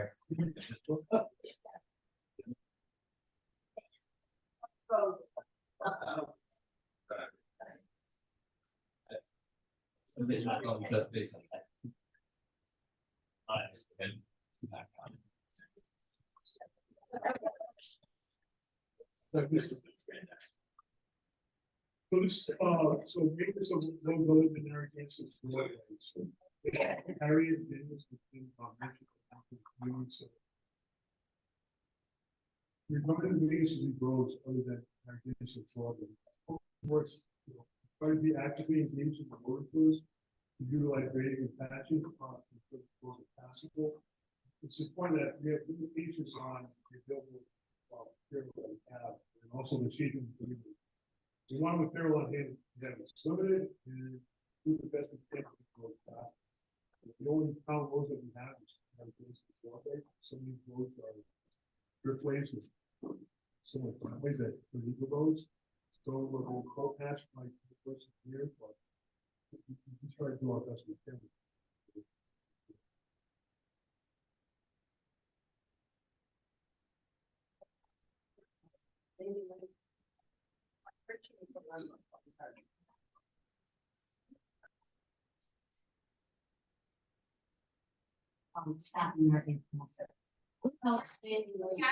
Can you just say that again? Kathy Davis, Marion, put it up living late, because I'm pretty sure what vehicles get emergency vehicles to emergency. Sometimes I feel after when you have single, they don't. They've done the single, just for an emergency, on the emergency lane, on the other. That's what, like I was just saying, rain is part of this before they fight. Oh, I'm sorry. We already did the concrete section on rain coming all the way up. We did the bulkhead, we did all the concrete work, it was just.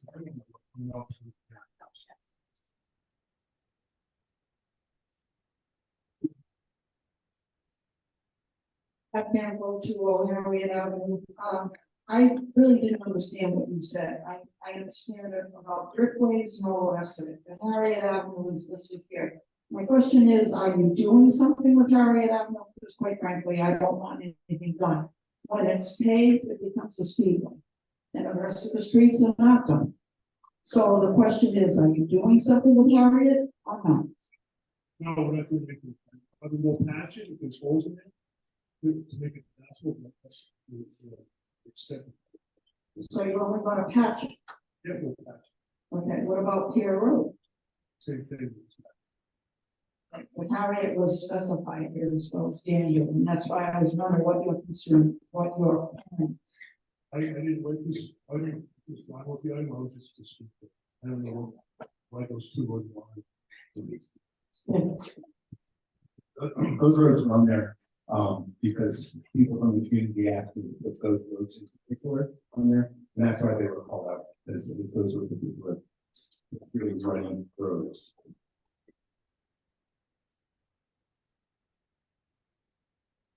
Okay, any further questions on 6?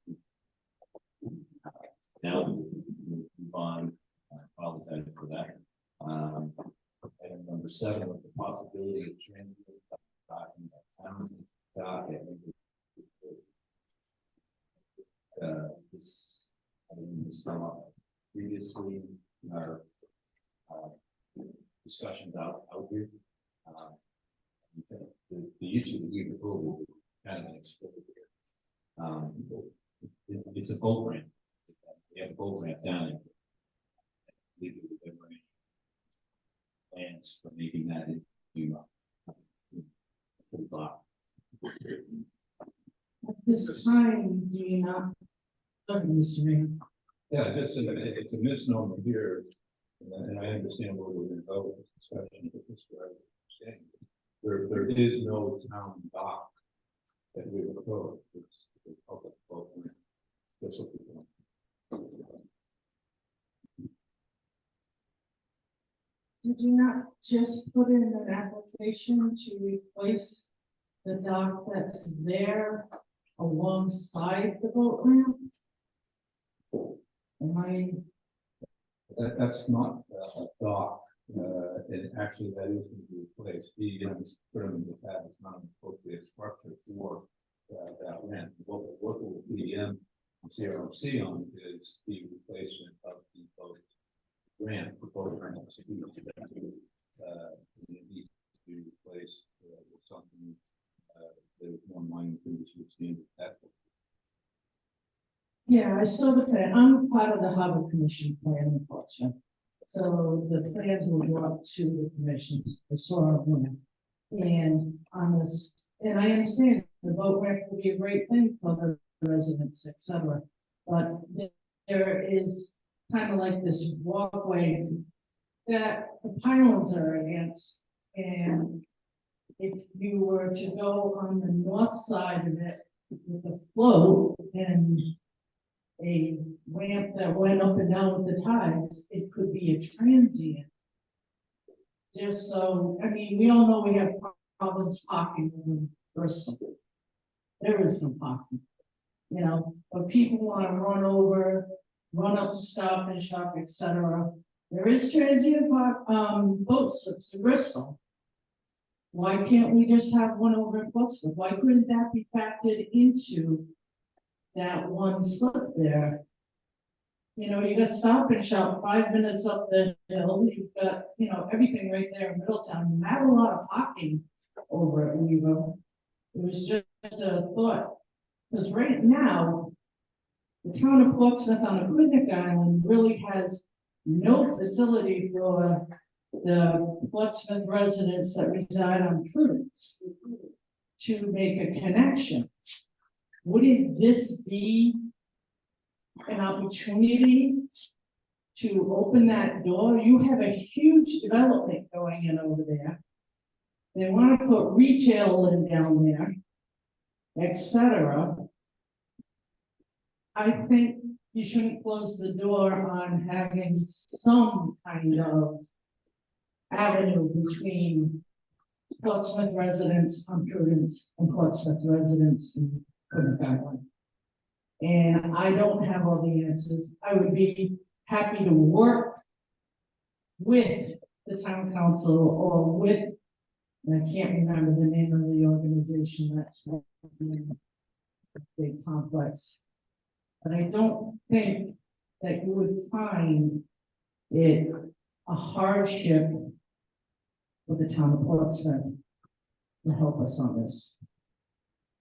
It's a great concept, it's a great idea, to follow up on. We don't own it. We would have to. You don't own what? We don't own that. So, all we can do is, we can bring this up to appropriate agencies and great idea. How come you didn't the town apply for those permits? I'll turn this over to Brian Wood. He's the one who's been working on this.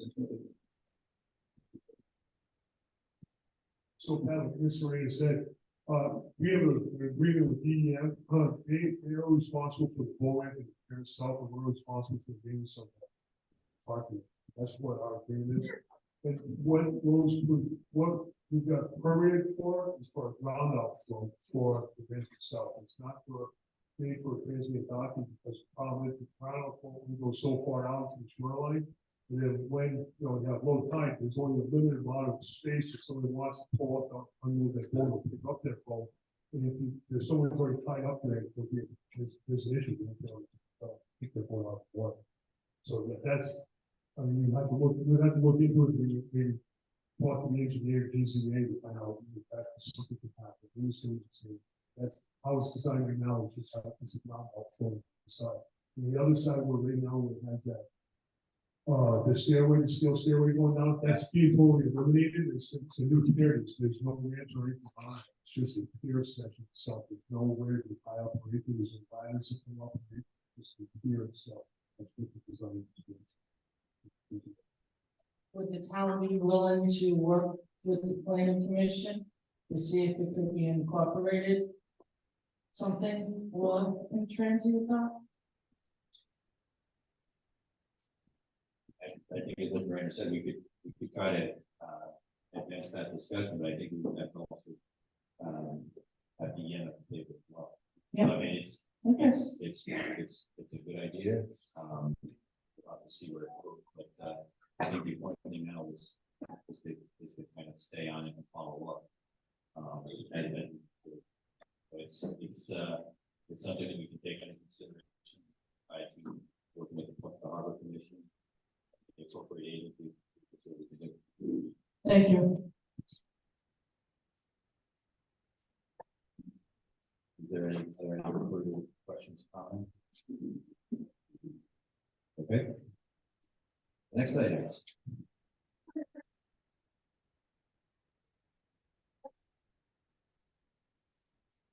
We go back to 6 feet. Ferry parking in Bristol. And you just see the obvious, there's very limited parking.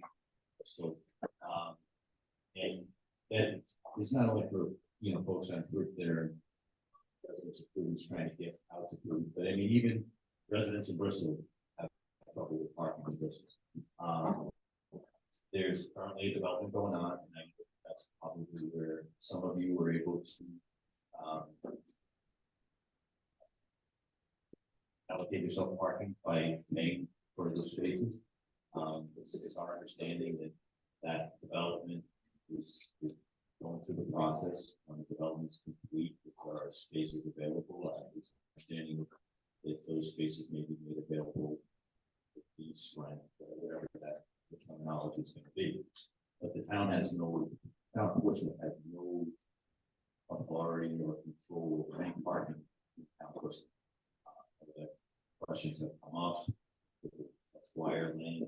I mean, there's a lot of discussion, but the town, of course, has no authority or control over any land in Bristol for parking for residents. I know you don't want to hear that, but that's the reality.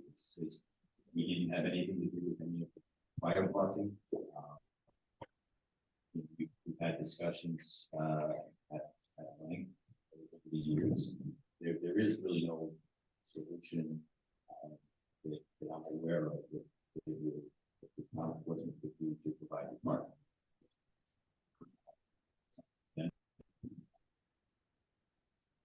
Okay, shuttle bus, yes. Now could we provide you parking in Portsmouth? I think that's been discussed, that there's the ability to provide you parking in Portsmouth, but then we can't get you over to Bristol. You could park and take the RIPTA bus or an Uber or any other means of transportation. That's something that we could discuss, is finding parking in Portsmouth, but that doesn't get you any closer to the ferry. And I think there's a lot of options that have been discussed, but I think ideally the feasibility is as a user, you want to park as close as you can to the shuttle to the ferry. And I think since that parking has gone away, whatever development is interested, and you're competing with the residents of Bristol for those same parking spaces. I know it's compounded in the summers because Bristol is busting at the seams, and there's very limited parking. That's something that the town of Bristol is struggling. There's really no mechanism that we're aware of. It gives us an opportunity to secure the parking.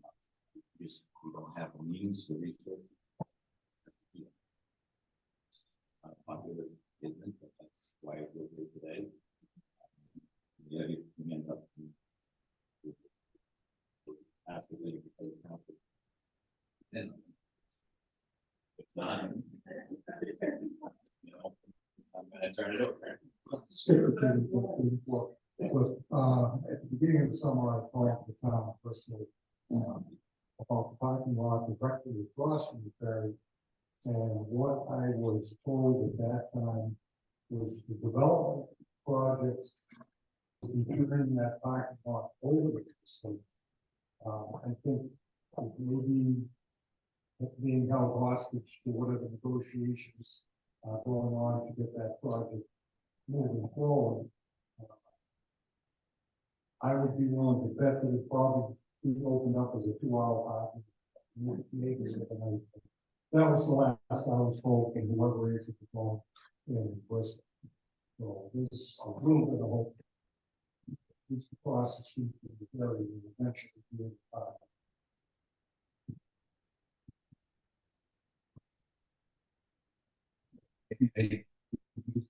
Name and address. Skip for Peter, 34 Foot Road.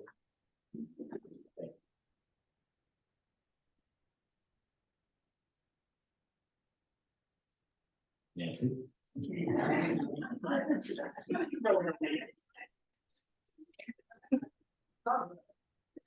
you on the planning commission? No, Just checking. Oh, sorry. There we go. I am on their email distribution, and I tried to call in Zoom meeting. My laptop was that.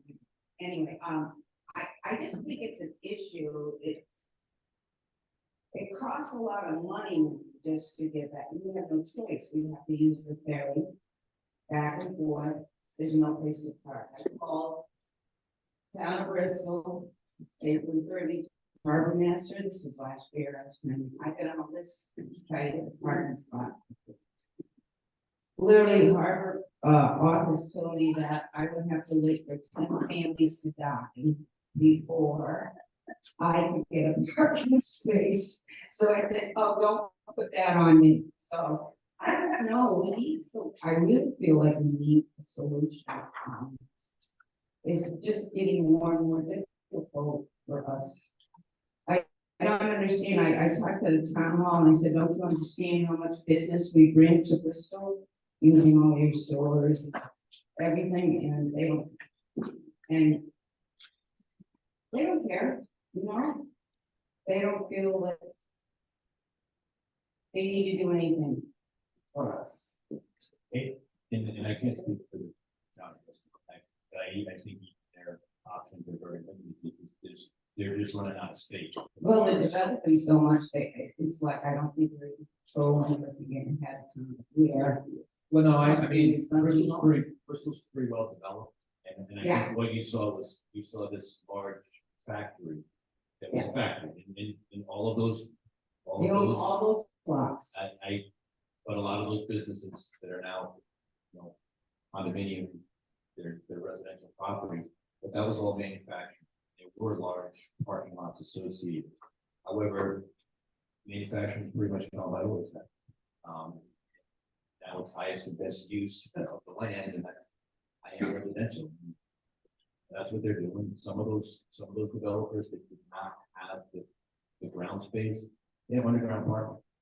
You know, so if you're on the harbor, you're underground parking, you're probably parking below the water. So Yeah. I'm just, you know, I mean, that's where they're at.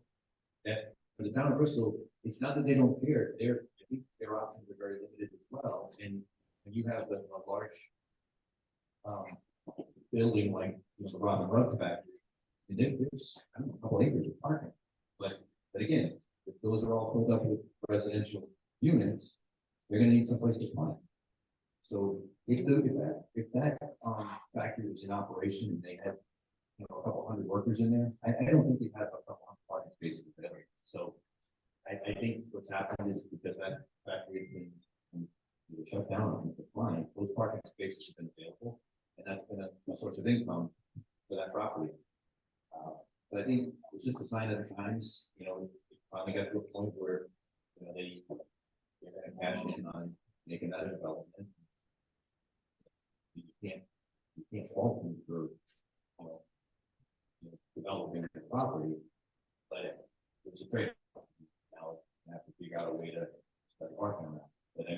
That's something the town person is dealing with. I remember, years ago, there was a short trip ferry that was, this is actually leaned on the beach, coming across enforcement. We were not going to stop it. Walk up. You know, that's not anything that can be done, but I see no options for us. See, again, there might be some options, but I don't know. I don't know, I know there was a naming path, but I think that was. I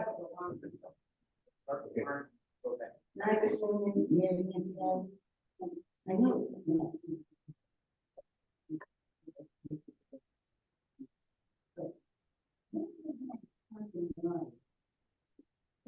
They have parking right, where you could get a shuttle, just when the ferry is done. That would bring you to the ferry. That wouldn't be a. A park and ride run by the ferry on. That's what I'm riding in Bristol.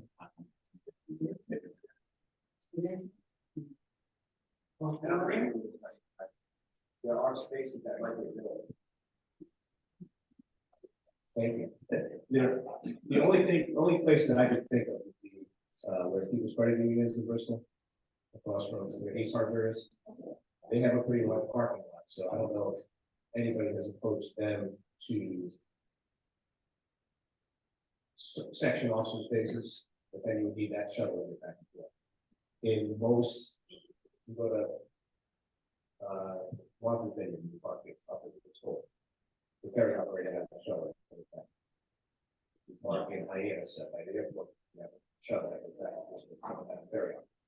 I think it's a discussion that I would have with the ferry operator to say, can you potentially start a shuttle back and forth? But remember, all of these options are going to cost more money. I don't know if they're doing they might. They do some smaller shuttles for senior citizens. If you walk down to the end of the road and you catch a vessel from on Hope Street, that would get you down Hope Street. I don't know if they're potentially talking about things. You know, the problem, they oversee this, and you can't walk. I know. No, because you get, they're further and further towards up the hill. And it's the same thing with Representative Donna, who lives in Bristol. She hears it all day. Bristol residents are saying the same thing. I want to come down, That's a big idea. but we would have to figure out how to.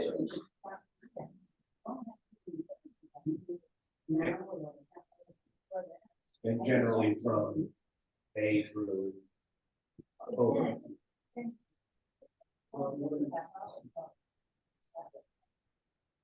So it's every half hour from Ace that runs along Hope Street. And stops right at the top of the hill, so you have to walk down the State Street.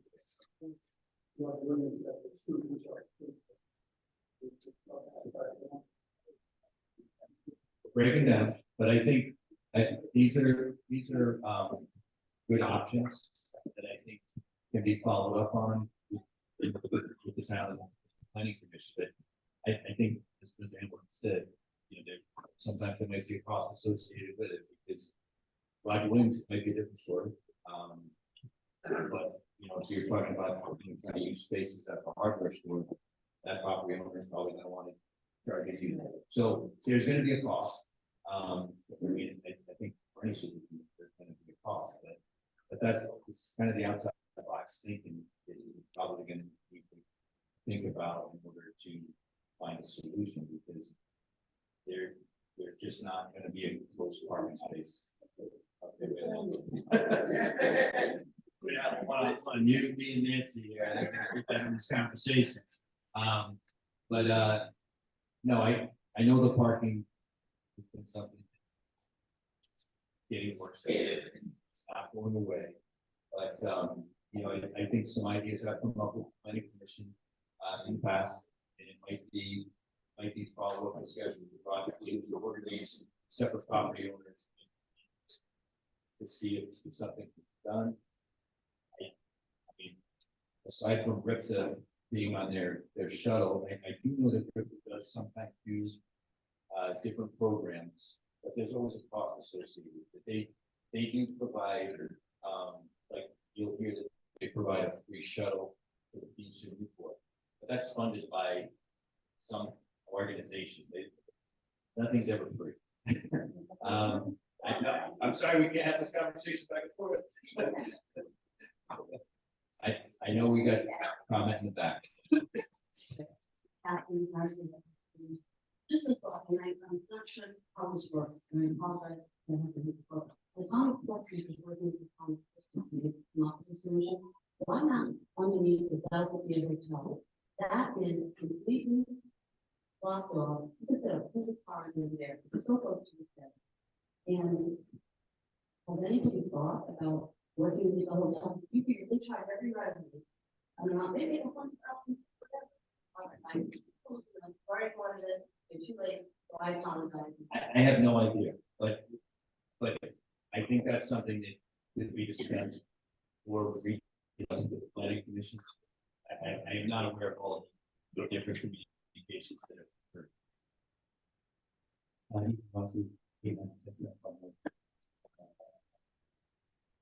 You mentioned having some parking lots and what's one of those. We would have to figure that out. Weird. It's something that we could discuss. But again, I don't have any have some parking lots. Yeah, we don't have parking lots available. That's the parking lot is. Well, I mean, we have parcels.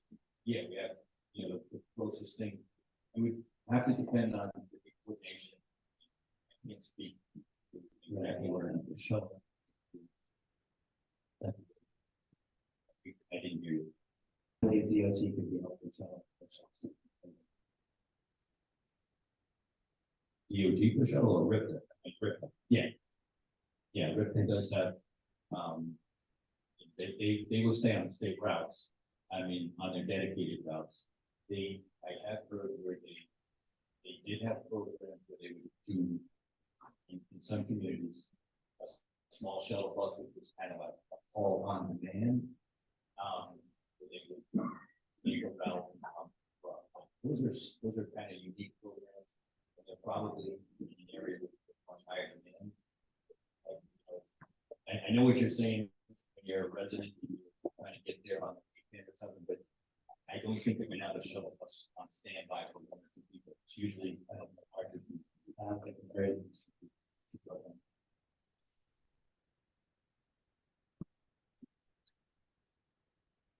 And if I can say, like 260, we were in conversations with the owner of the property of the Belvedere, and we're not able to come to any agreement.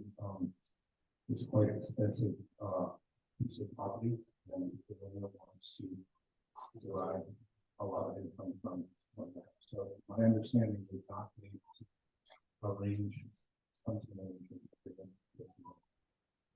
Chad, the question, how many parking spaces, when you're having this discussion, how many parking spaces? Possibility.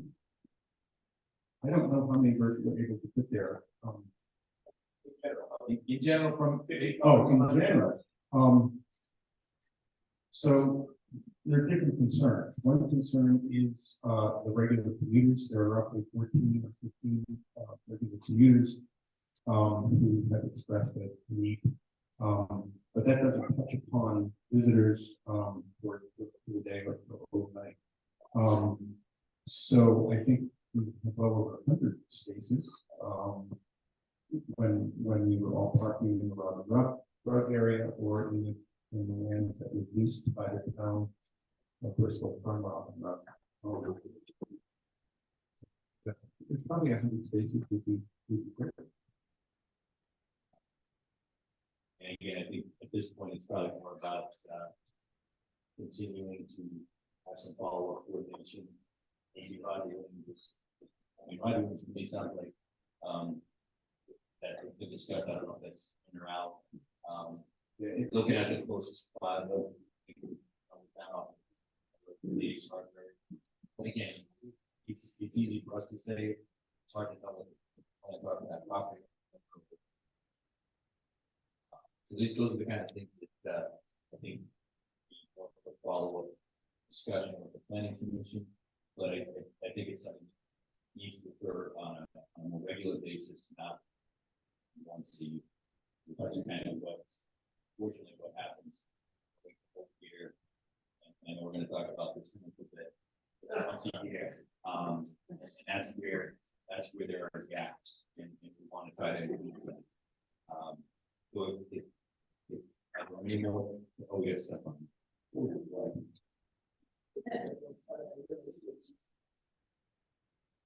Statements. Okay.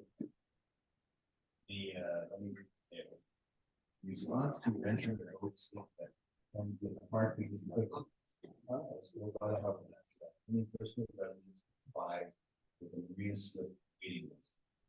Town residents not having on votes. Yeah, rental slip by the hour and put which can run about $80 a day. Point being, even if we wanted to rent a slip that like the parking. Next statement.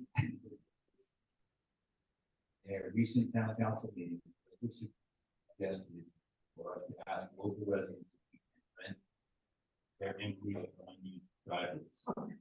And I know you're making some probably comments, but I think that's where it's just the evolution. If people have spaces, they'll make them available, whether it's on Facebook or something.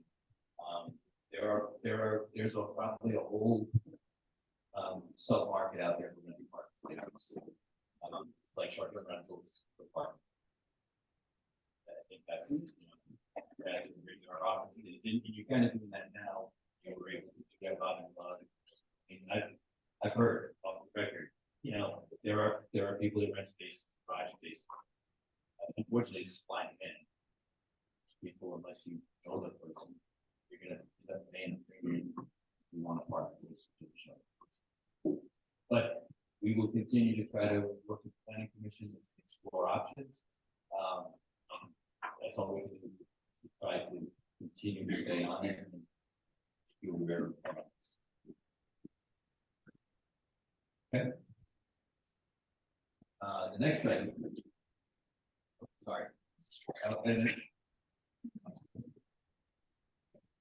Second.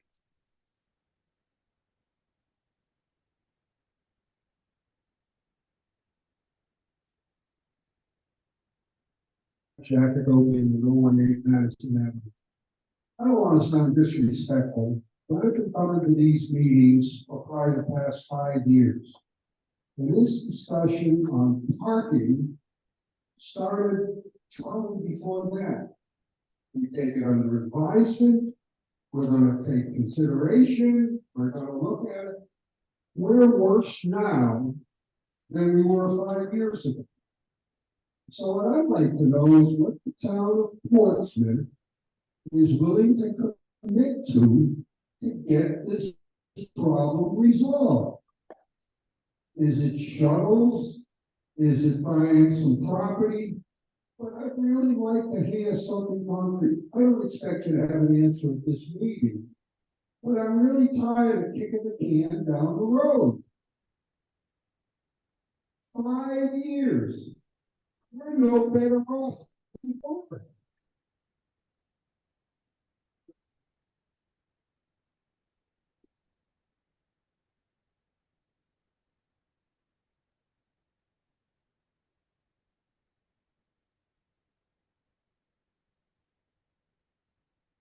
That's you.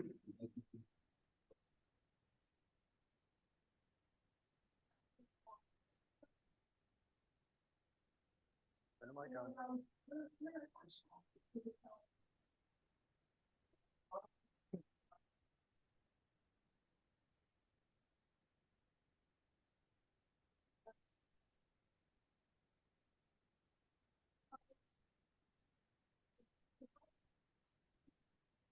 business park. But, you know, I mean, the ferry has added extra rights and implications to do that, but it is a problem. Like you, like.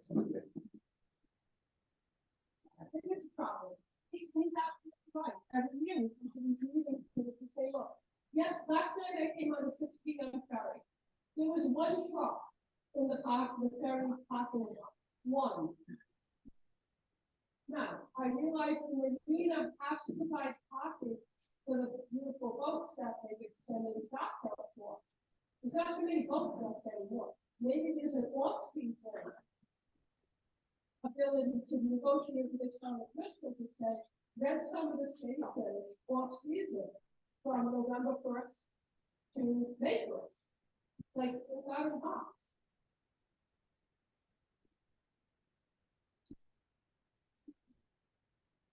I wanted to stay on the parking issue.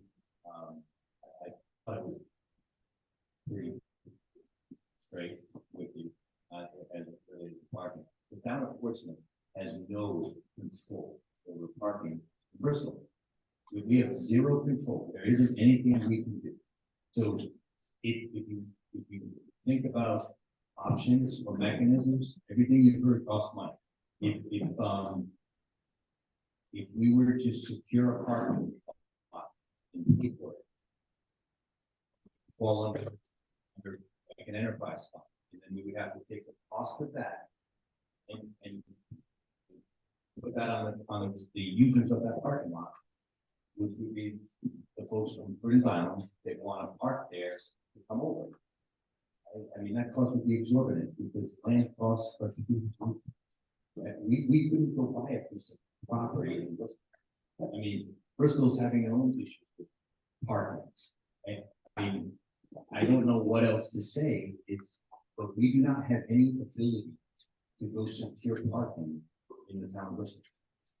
We don't have the ability to do it. And when I say costs, I don't even know what those costs would be. I think the opportunity is to try and, you know, folks were renting spaces on their own, and the town had nothing to do with it. It's only become an issue because those spaces are now no longer available. But prior to that, the developer selling this or developing this property, the town of Portsmouth we've had no interaction with parking, you know, in securing parking for the residents of Prudence Island. I know you don't want to hear it. I know it's not, you know, a popular thing for us to come over here and say, but that's the reality, is that the town does not have the ability to go secure parking unless I'm missing the boat, and I don't think I am. We don't have the resources to do that, and it's not a matter of how much you pay in taxes for us to secure your parking.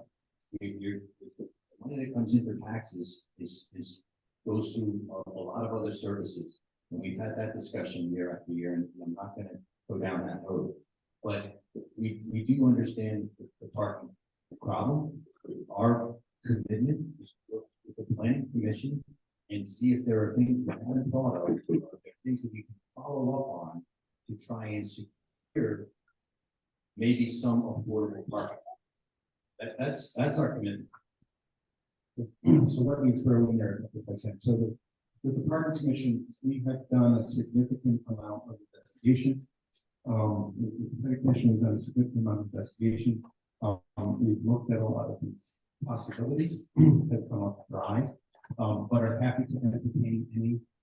Happy to do a couple things. One, happy to tell you what we've done, and happy to entertain any other ideas or options that you might have. I'm happy to bird dog anything to see if we can figure out how to address the problem. So far, we've come up with rough.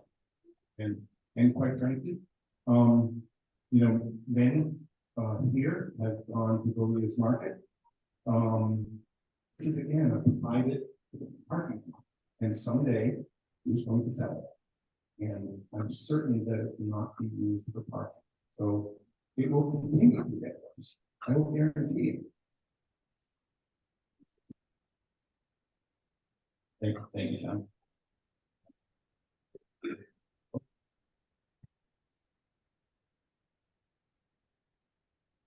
At Rossi and 6 Stack Farm Road. Just so you know, I did reach out when this all started. I drive to school bus for anyone that doesn't know. To my friend that runs Ocean State Bus Company. And even with the friends and family discount, trying to put something together, it was $600 a day for a shuttle. We're talking taxes, social security, payroll tax, the service itself, because you have 6 o'clock in the morning or 5:30 in the morning to 6 o'clock at night. So you got 2 different employees unless you want to pay overtime. So that's just one of the things that I had looked at, because I like the problem solve. There are ways of butchering it down, but unless you can get the federal grants and get into RIPTA, which I'm not saying you can't, you really need to look into it, talk with these ladies, etc. You're not going to do it on your own.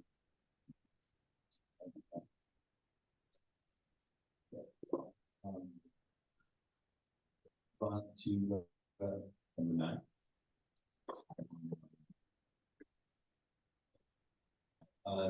So we have a few things under item 9, which is the emergency preparedness plan, which was on here for regular here today. But basically, what this is a link that would give you information about our emergency preparedness plan. There are some of them. There are options, there are some different out already, so if you don't use your, go to the website, he's got a list there, Sorry.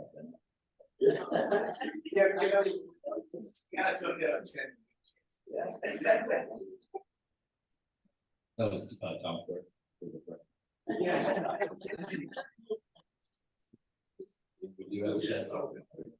Yes. Okay, so next it's updates on the preparedness planning. Thank you. Linda O'Brien, 017 is the lab. I want to thank Director Perry actually for putting this list together, because he really updates the community on what's been happening over the last year. So I recommend everybody look at that, print it out or link it directly there. So thank you to Director Perry. We are meeting almost once a month, and anyone is welcome to join the preparedness group. We welcome participation. So generally, it's the second Thursday of the month. We are tentatively planning a meeting November 2nd. We've got him a little bit to describe burn otherwise. So tentatively, we're scheduled to have a meeting on November 2nd to discuss about prescribed burns. And the Firewise program. So the Firewise program is a national program that helps educate homeowners, property owners on how to reduce the risk of wildfire and manage what's called the wildland urban interface. So many of our properties really do a lot. It's very large wildlands. So I am the local coordinator for the Firewise program. We're just sort of getting launched. So if anyone is worried or interested about wildfire,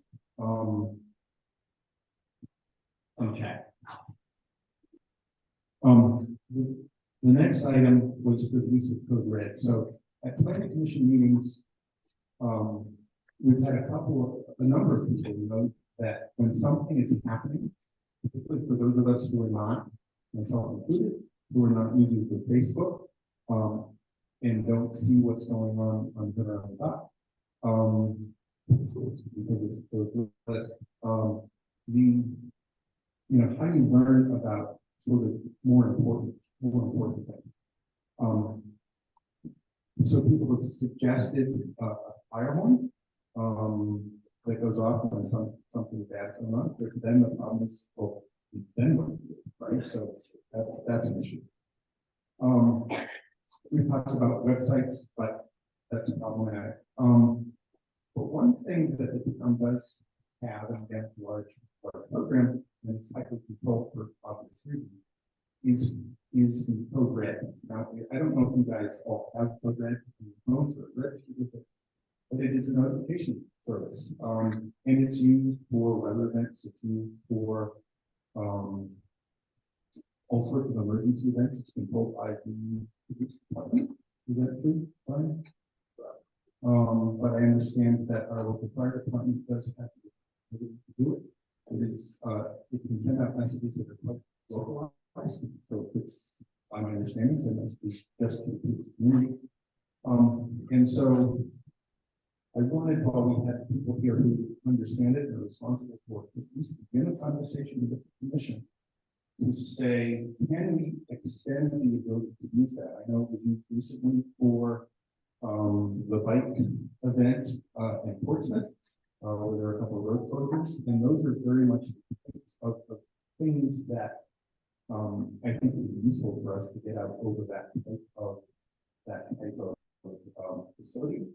Such that what it in emergency and those are the things. So this is a request to get this conversation started because we already have something that can be used as a notifying tool for anyone who wrote it. Which we are.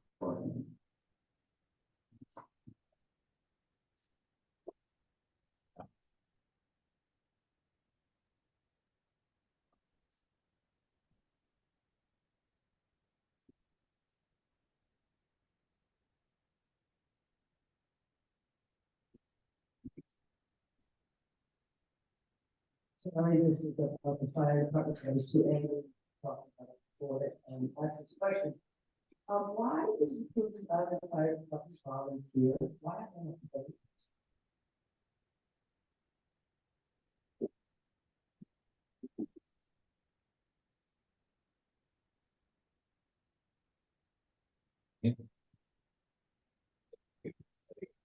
They get paid a stipend. And I don't know the specific. Is that how what we work? They were gonna do this.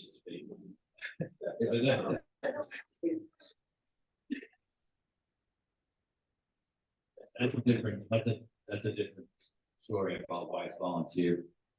Happens in Portsmouth.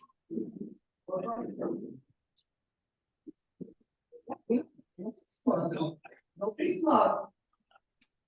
And nobody's being smart with you. Portsmouth Fire Department was a volunteer fire department for many decades, and then it was professionalized. It's not on the agenda, but if we want to have that discussion, we certainly could. Speaking as to why Boots Island was volunteered. Well, no, I've been here 9 years. It's been volunteered for 9 years. But if this is something that tangentially, this discussion has come up when we discussed the Prudence Volunteer Fire Department levels, which is quite, it's like marking on most of a very emotional topic, as evidenced by previous meetings of town council. This would have to be something that would have to come from the Prudence Island Planning Commission and the Prudence Island Volunteer Fire Department board. If we want to have this discussion, certainly we can have. I think the new chief is over there.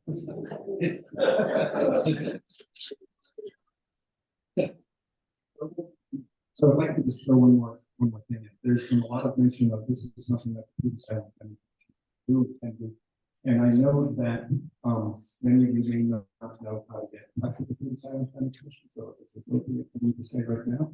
I have a list over here. We have created an email list, 195 strong, but there are probably many other people who might want to be on that email list, and we use that to send out as little mail as we can, but to send out information that is of importance to members of the Italian community, specifically related to work that the commission is doing, but also gives you the opportunity to contact the commission directly. So my name is hard to spell, but it's John Spadaro at PI.commission.org, and that's where messages come out from. So S P is in either A, B is in dog, A R O.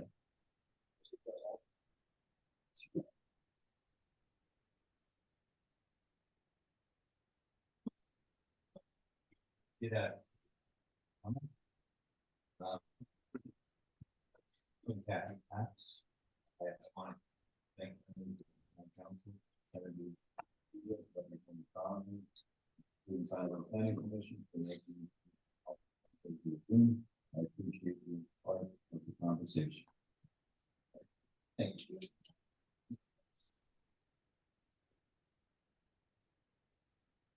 Yes, enjoy the dessert back on this beautiful woman.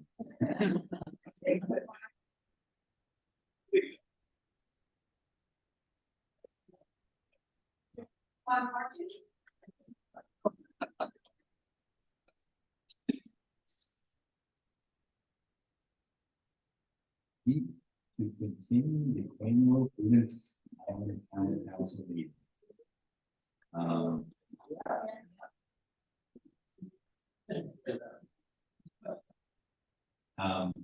This item came up. Well, I know it's on, but it came up at a prior council meeting. And it's really about our ability to serve. Historically, if you had a council meeting, you had to be in attendance at the session meeting. You had to be there. We did not live stream. We did not allow remote participation. One of the things that came out of COVID was the ability to continue to conduct business remotely. The town went a year of having town council meetings where they have the only one sitting at council hall, the town administrator, the town clerk, and the other councilors were remote.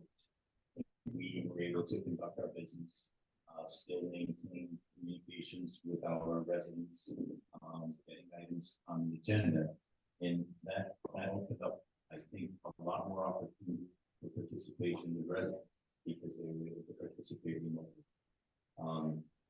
I spent 15 years on the zoning board, and I know the challenge for residents here, if you've got to be on the zoning board, agenda on Thursday night. You've got to be there.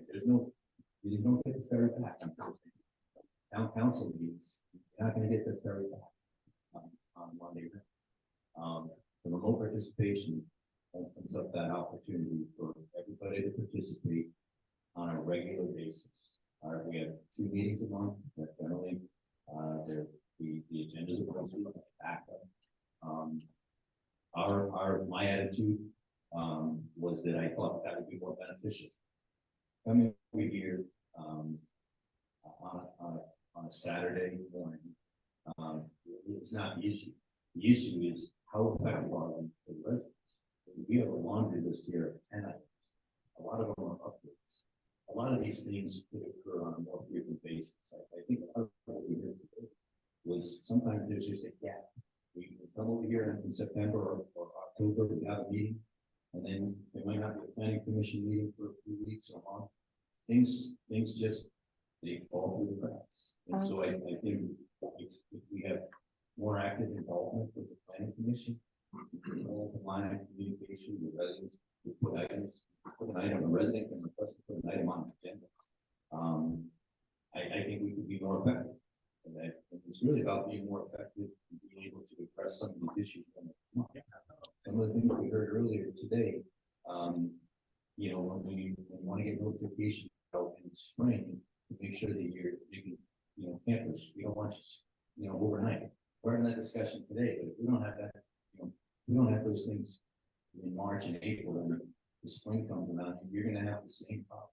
And what's gonna happen is gonna go through March, April, May, June, July, back over in September and say, hey, we got all these people camping, fires and doing all things they're not supposed to do. I think we could be more effective if we had a more regular interaction and allow you're not prohibited. You can join in on any council, and I know some of you do. And I think what we need is the planning commission's liaison with the town administrator. Anything that the planning commission does goes to the town administrator. We have a very good line of communication, very good working relationship. But there are other things that come up throughout the course of the year that might not necessarily go through the planning commission. There's been issues with the town. And there's grant opportunity, there's funding, there's opera money that we provided, to help with the water department. There's things that go on throughout the year that you may or may not be aware of. I think if things were more, if you were participating remotely, I think that we have a better line of communication and probably be more productive. That's really why we discussed, not having our council meeting with you, because I think what happened is it just becomes an update. And a lot of this stuff, it really didn't, there's no council business that it was really an update, giving residents an update.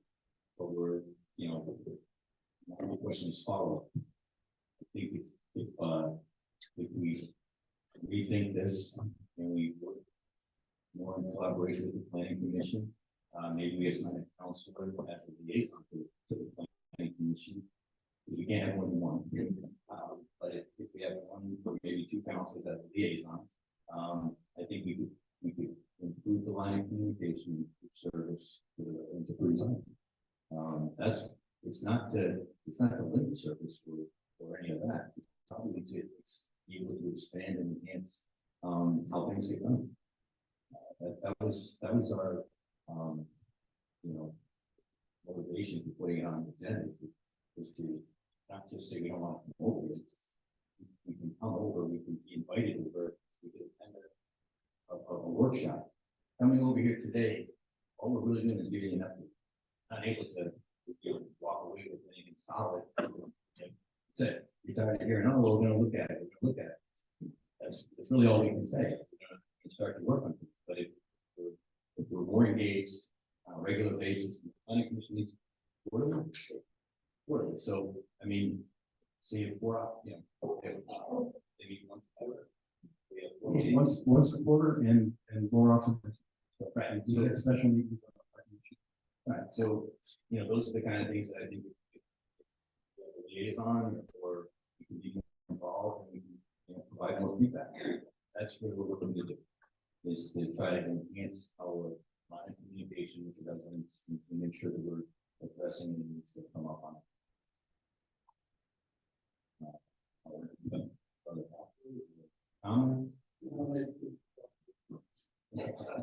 No problem.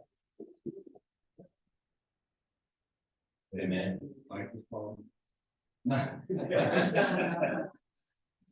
Record, I'm sorry. Just like to reiterate what Kevin was saying, you all have the ability to ask the questions if you have a concern about anything. I know that our Brian and DPW staff work very, very hard. I know the police are very responsive. I know the volunteer fire department is very responsive. But if there is an issue that you say, hey, I don't feel like my needs are being addressed, don't wait 8 months to get it addressed.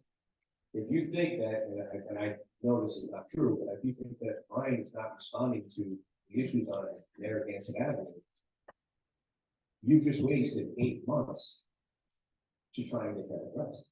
Where if you say, hey, I've called DPW 14 times, and nobody's responding, and you call the town administrator, I know this doesn't happen. You call the town administrator and you still don't feel like your needs are being addressed, you can call the town clerk and send an email saying, I would like flooding on Narragansett Avenue on Prudence Island as an agenda item on the next council. You don't have to wait till September, October for us to come here and say, hey, there's nothing going on. Whatever that issue is, whether it's an issue with the funding of the fire department, the police department, or the DPW. If you're concerned about Max Pond and you want to know when that's going to be done, Jock is really happy to do stuff from his house on a Monday night rather than coming out here on a Saturday and just get soccer. Type of thing. So don't wait. If you have an issue and you don't think it's being resolved by the channel that it takes, put it on the agenda. Don't stew on it and get angry. It's much better to get it off your chest, get an answer, and then you don't have to wait till September, October to get it off your chest.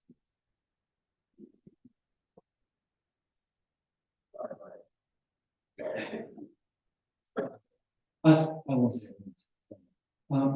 I just want to echo that in the other direction and say that I want to know more than once a year what the concerns are. It's not just that you should know you have an opportunity to put things on our agenda.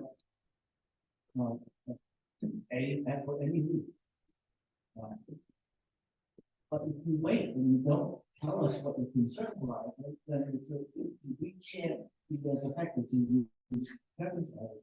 We want to do what we can, but unless we know what the concerns are, what do we do? So it's really to help us help you.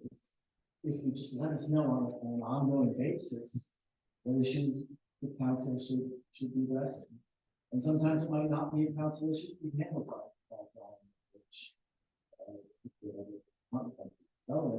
Other times it might be a council action. And to wait until once a year to do it isn't helping right.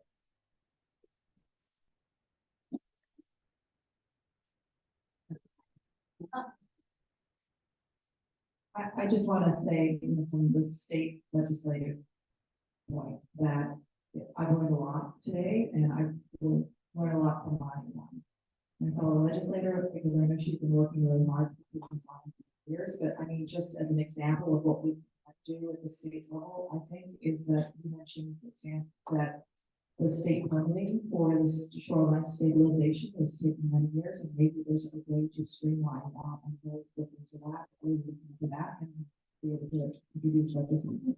And also, votes on Labor Day weekend, or a little bit more help with that, we can also look into that as well. And so I would invite you to come and talk to us, get our contact information, and ask us to try to help you. I'm not saying that we will absolutely get the solution, but come and speak with us, because I think one thing is certain: you've elected people who will work really hard, and we will try our best to get something done for you. So please afterwards, and I think Susan will tell you some things that she's been doing. Well, when this parking has gone on for such a long time, and as a Bristol resident, I know that Bristol residents are tired of the parking situation we have on to. The merchants are screaming all the time that people can stop at their shops because there's not enough municipal parking. The people that live along that road, I know I own a house with my sister that we grew up in, less than 100 yards from the park. And my daughter lives there, my sister lives there. And at certain times you can't even unload your groceries. And you have to unload your groceries, leave them there, and then drive 2.5 blocks to get a parking space to come back. So it's a real problem. And it's not like this doesn't care. They can't solve it for their own residents and their own businesses, never mind the police island, which belongs to Portsmouth. So I, ad nauseum, ask the federal delegation, is there any program, is there any money, is there anything you can do? Like, not just the state legislator, I heard from the great ones, bothering us because there's nothing we can do.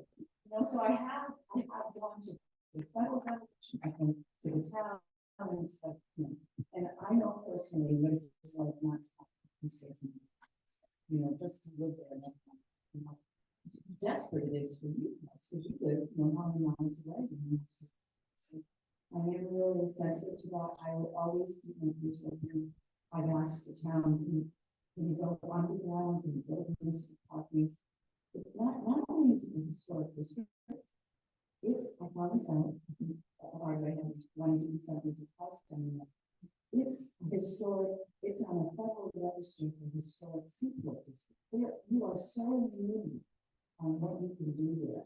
Like, if you, even if you could buy some land and not, they would not do that. It's that hard. So, yeah, I have looked in that. Anything that you need, I forget what I just told John, if you are applying for things, federal or otherwise, you letters of recommendation, from elected official. I have done this multiple times with Bristol projects. So please, if there's a line item here that says recommendations, don't hesitate. We will write those letters because they do want to hear when it goes wherever it goes. They do want to hear from elected officials why this is important to the constituency.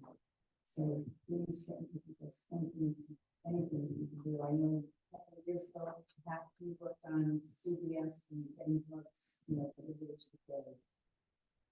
That was a ridiculous thing to ask you, but I had to go to the lobbyists for CBS in some town far away and try to get them to deliver the books to the village. And they just put it in. So let's talk about it again. I will fix it. I will try to fix it, but if that has to be fixed. That's really, that's a program. All right, so we should, yeah, so let's talk about that. And I have that lobbyist, so he works for CBS, so he's not only lobbyist, so let's talk. So, I can help you with our women's work. I love things once a year, and I will be zooming on it.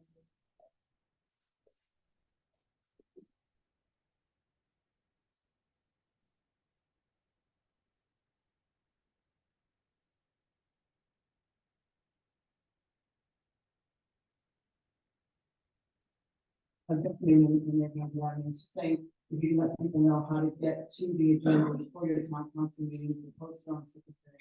The state website allows me to do that, alerts when they are, and I'm sure I'm on the website. The town website, and they contain the Zoom things, put right in Yes, there is a.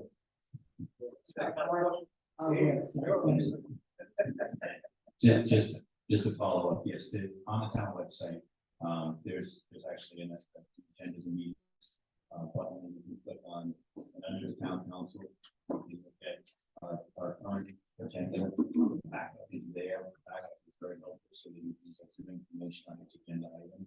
And then there's also the historical meetings and agendas around there. And you can search on the website for past decisions and things of that nature. So there's a lot of information on the website. When you click on the agenda, there's a link there for the live stream. And then there's also some additional if you're following and such, and I usually read through that in the beginning. But we, it's not a perfect system. There are glitches. At times there are glitches. But we're trying to improve that system, and we're really committed to making sure that we can provide that access to it. Because I know that it's, and it's not just for the residents of Prudence. Council meetings can last anywhere from an hour to 3 hours. You're at the bottom of the agenda, and you really want to sit at town hall for 3 hours, for something that might take you 10 minutes. With your live stream, you can multitask, you can do other things, and it's your opportunity, and you can listen to your agenda. And I think that flexibility is what helps with getting more participation, because it's not that everybody wants to give up the money. You do it. We're there, and we'll continue to do it. But if we can provide that flexibility for the residents and get more participation, that's really the benefit. And we welcome you to come to this. But generally, you'll notice when their agenda items done, that they're done. And so we understand.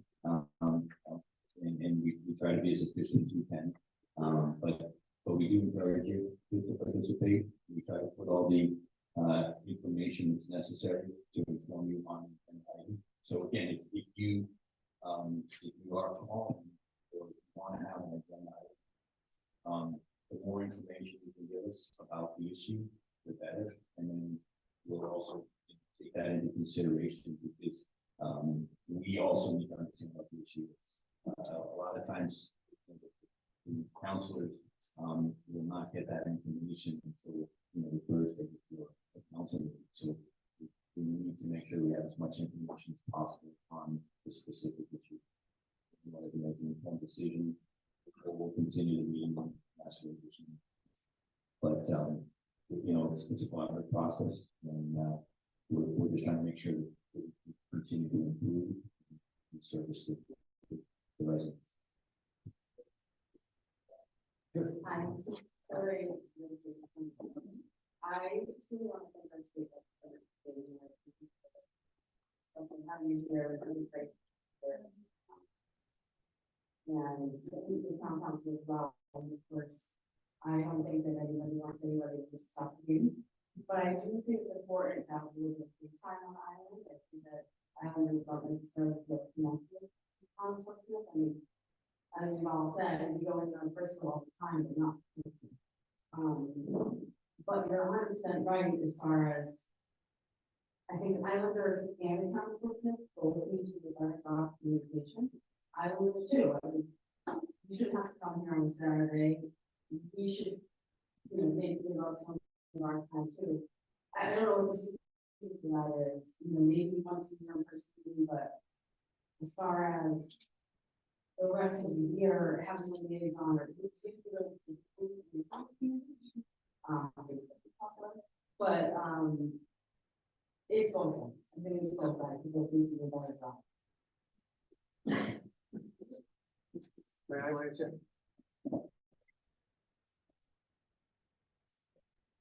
Raymond Massey, 0830 Narragansett Avenue. I have taken the opportunity to speak at the town council meeting and specifically on this point. I would like to thank you for taking your time and the state legislators as well. I also believe that this gives you a good opportunity to get here and see Landing Lane, Broadway, Narragansett Avenue, exactly the issues that we are talking about. It's not like you can just get in your car and drive to a neighborhood and see what your residents in the town, of course, is proper, are talking about. If you get a problem on a Thursday before the Monday council meeting, we out that week. But here it's a little bit different. You park a car in Bristol, you take back the person you parked before. You may not have a vehicle over here to see it. I think this is a great way for us, the island town residents, and you to interact and that you guys can see what we're talking about on this end. Again, I thank you for coming over.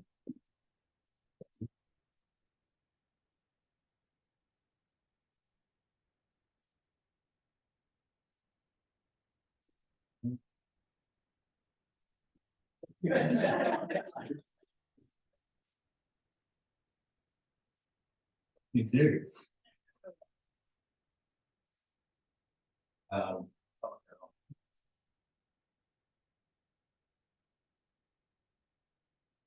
Thanks, Karen Stevenson, 0542 Narragansett Avenue.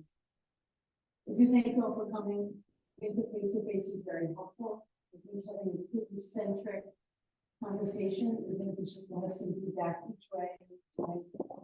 Narragansett Island and Brian Woodhead. I think it's very helpful to have you guys here. I'm happy to hear that we're making this interaction with the Consent Planning Commission, but I would hope we continue to keep this value in having some face-to-face time.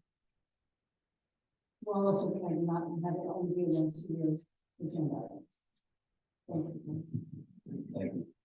I mean, we're open to obviously keeping a line of communication. Some of the things that we consider as opposed to having a full council meeting out here, it might be easier to schedule. Scheduling is tough. I think we saw that. We used to come before Labor Day, and that was is always a challenge. Then you get past Labor Day, there's a lot of other challenges that come up. We're trying to get here. But, you know, something that might be a different avenue, just a workshop here. Maybe it's only one or two times to come on. It's not, you know, more of a workshop. Honestly, a lot of what we're talking about today is updates of hearing from you on certain things. And if that can't be accomplished right here, you know, with agenda item, a workshop might be just as effective. And then that way we don't have to have the microphone, you know, that comes out on Saturday morning. So it's not just the council, so that's, you know, it's a production.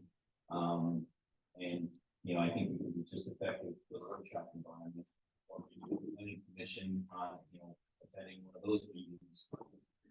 That, you know, I'd be open to doing that. With the council, and I think this would be just as effective. And still hear your concerns, and share your progress. So I think, you know, I would lean into that, as a compromise to not having council. I mean, at the end of the day, having council meeting, but it's really an update. You know, if it's a workshop, you know, on council meeting, the Prudence Act, you can only stick to what's on the agenda, and then you get in trouble. What's on the agenda. So the workshop is more flexible. That's kind of where we're intending to be. And I'd like to see how we're getting more frequent interaction with regular council meetings.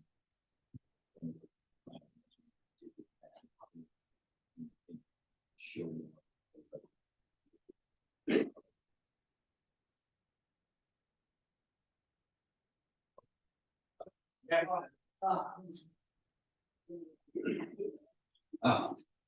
Sorry. Future meetings. Future meetings, we have a special, it's not a special meeting, but it's a location for our October 23rd meeting. Our October 23rd meeting will be all of the enforcement next to auditorium. And then do that, council changes for our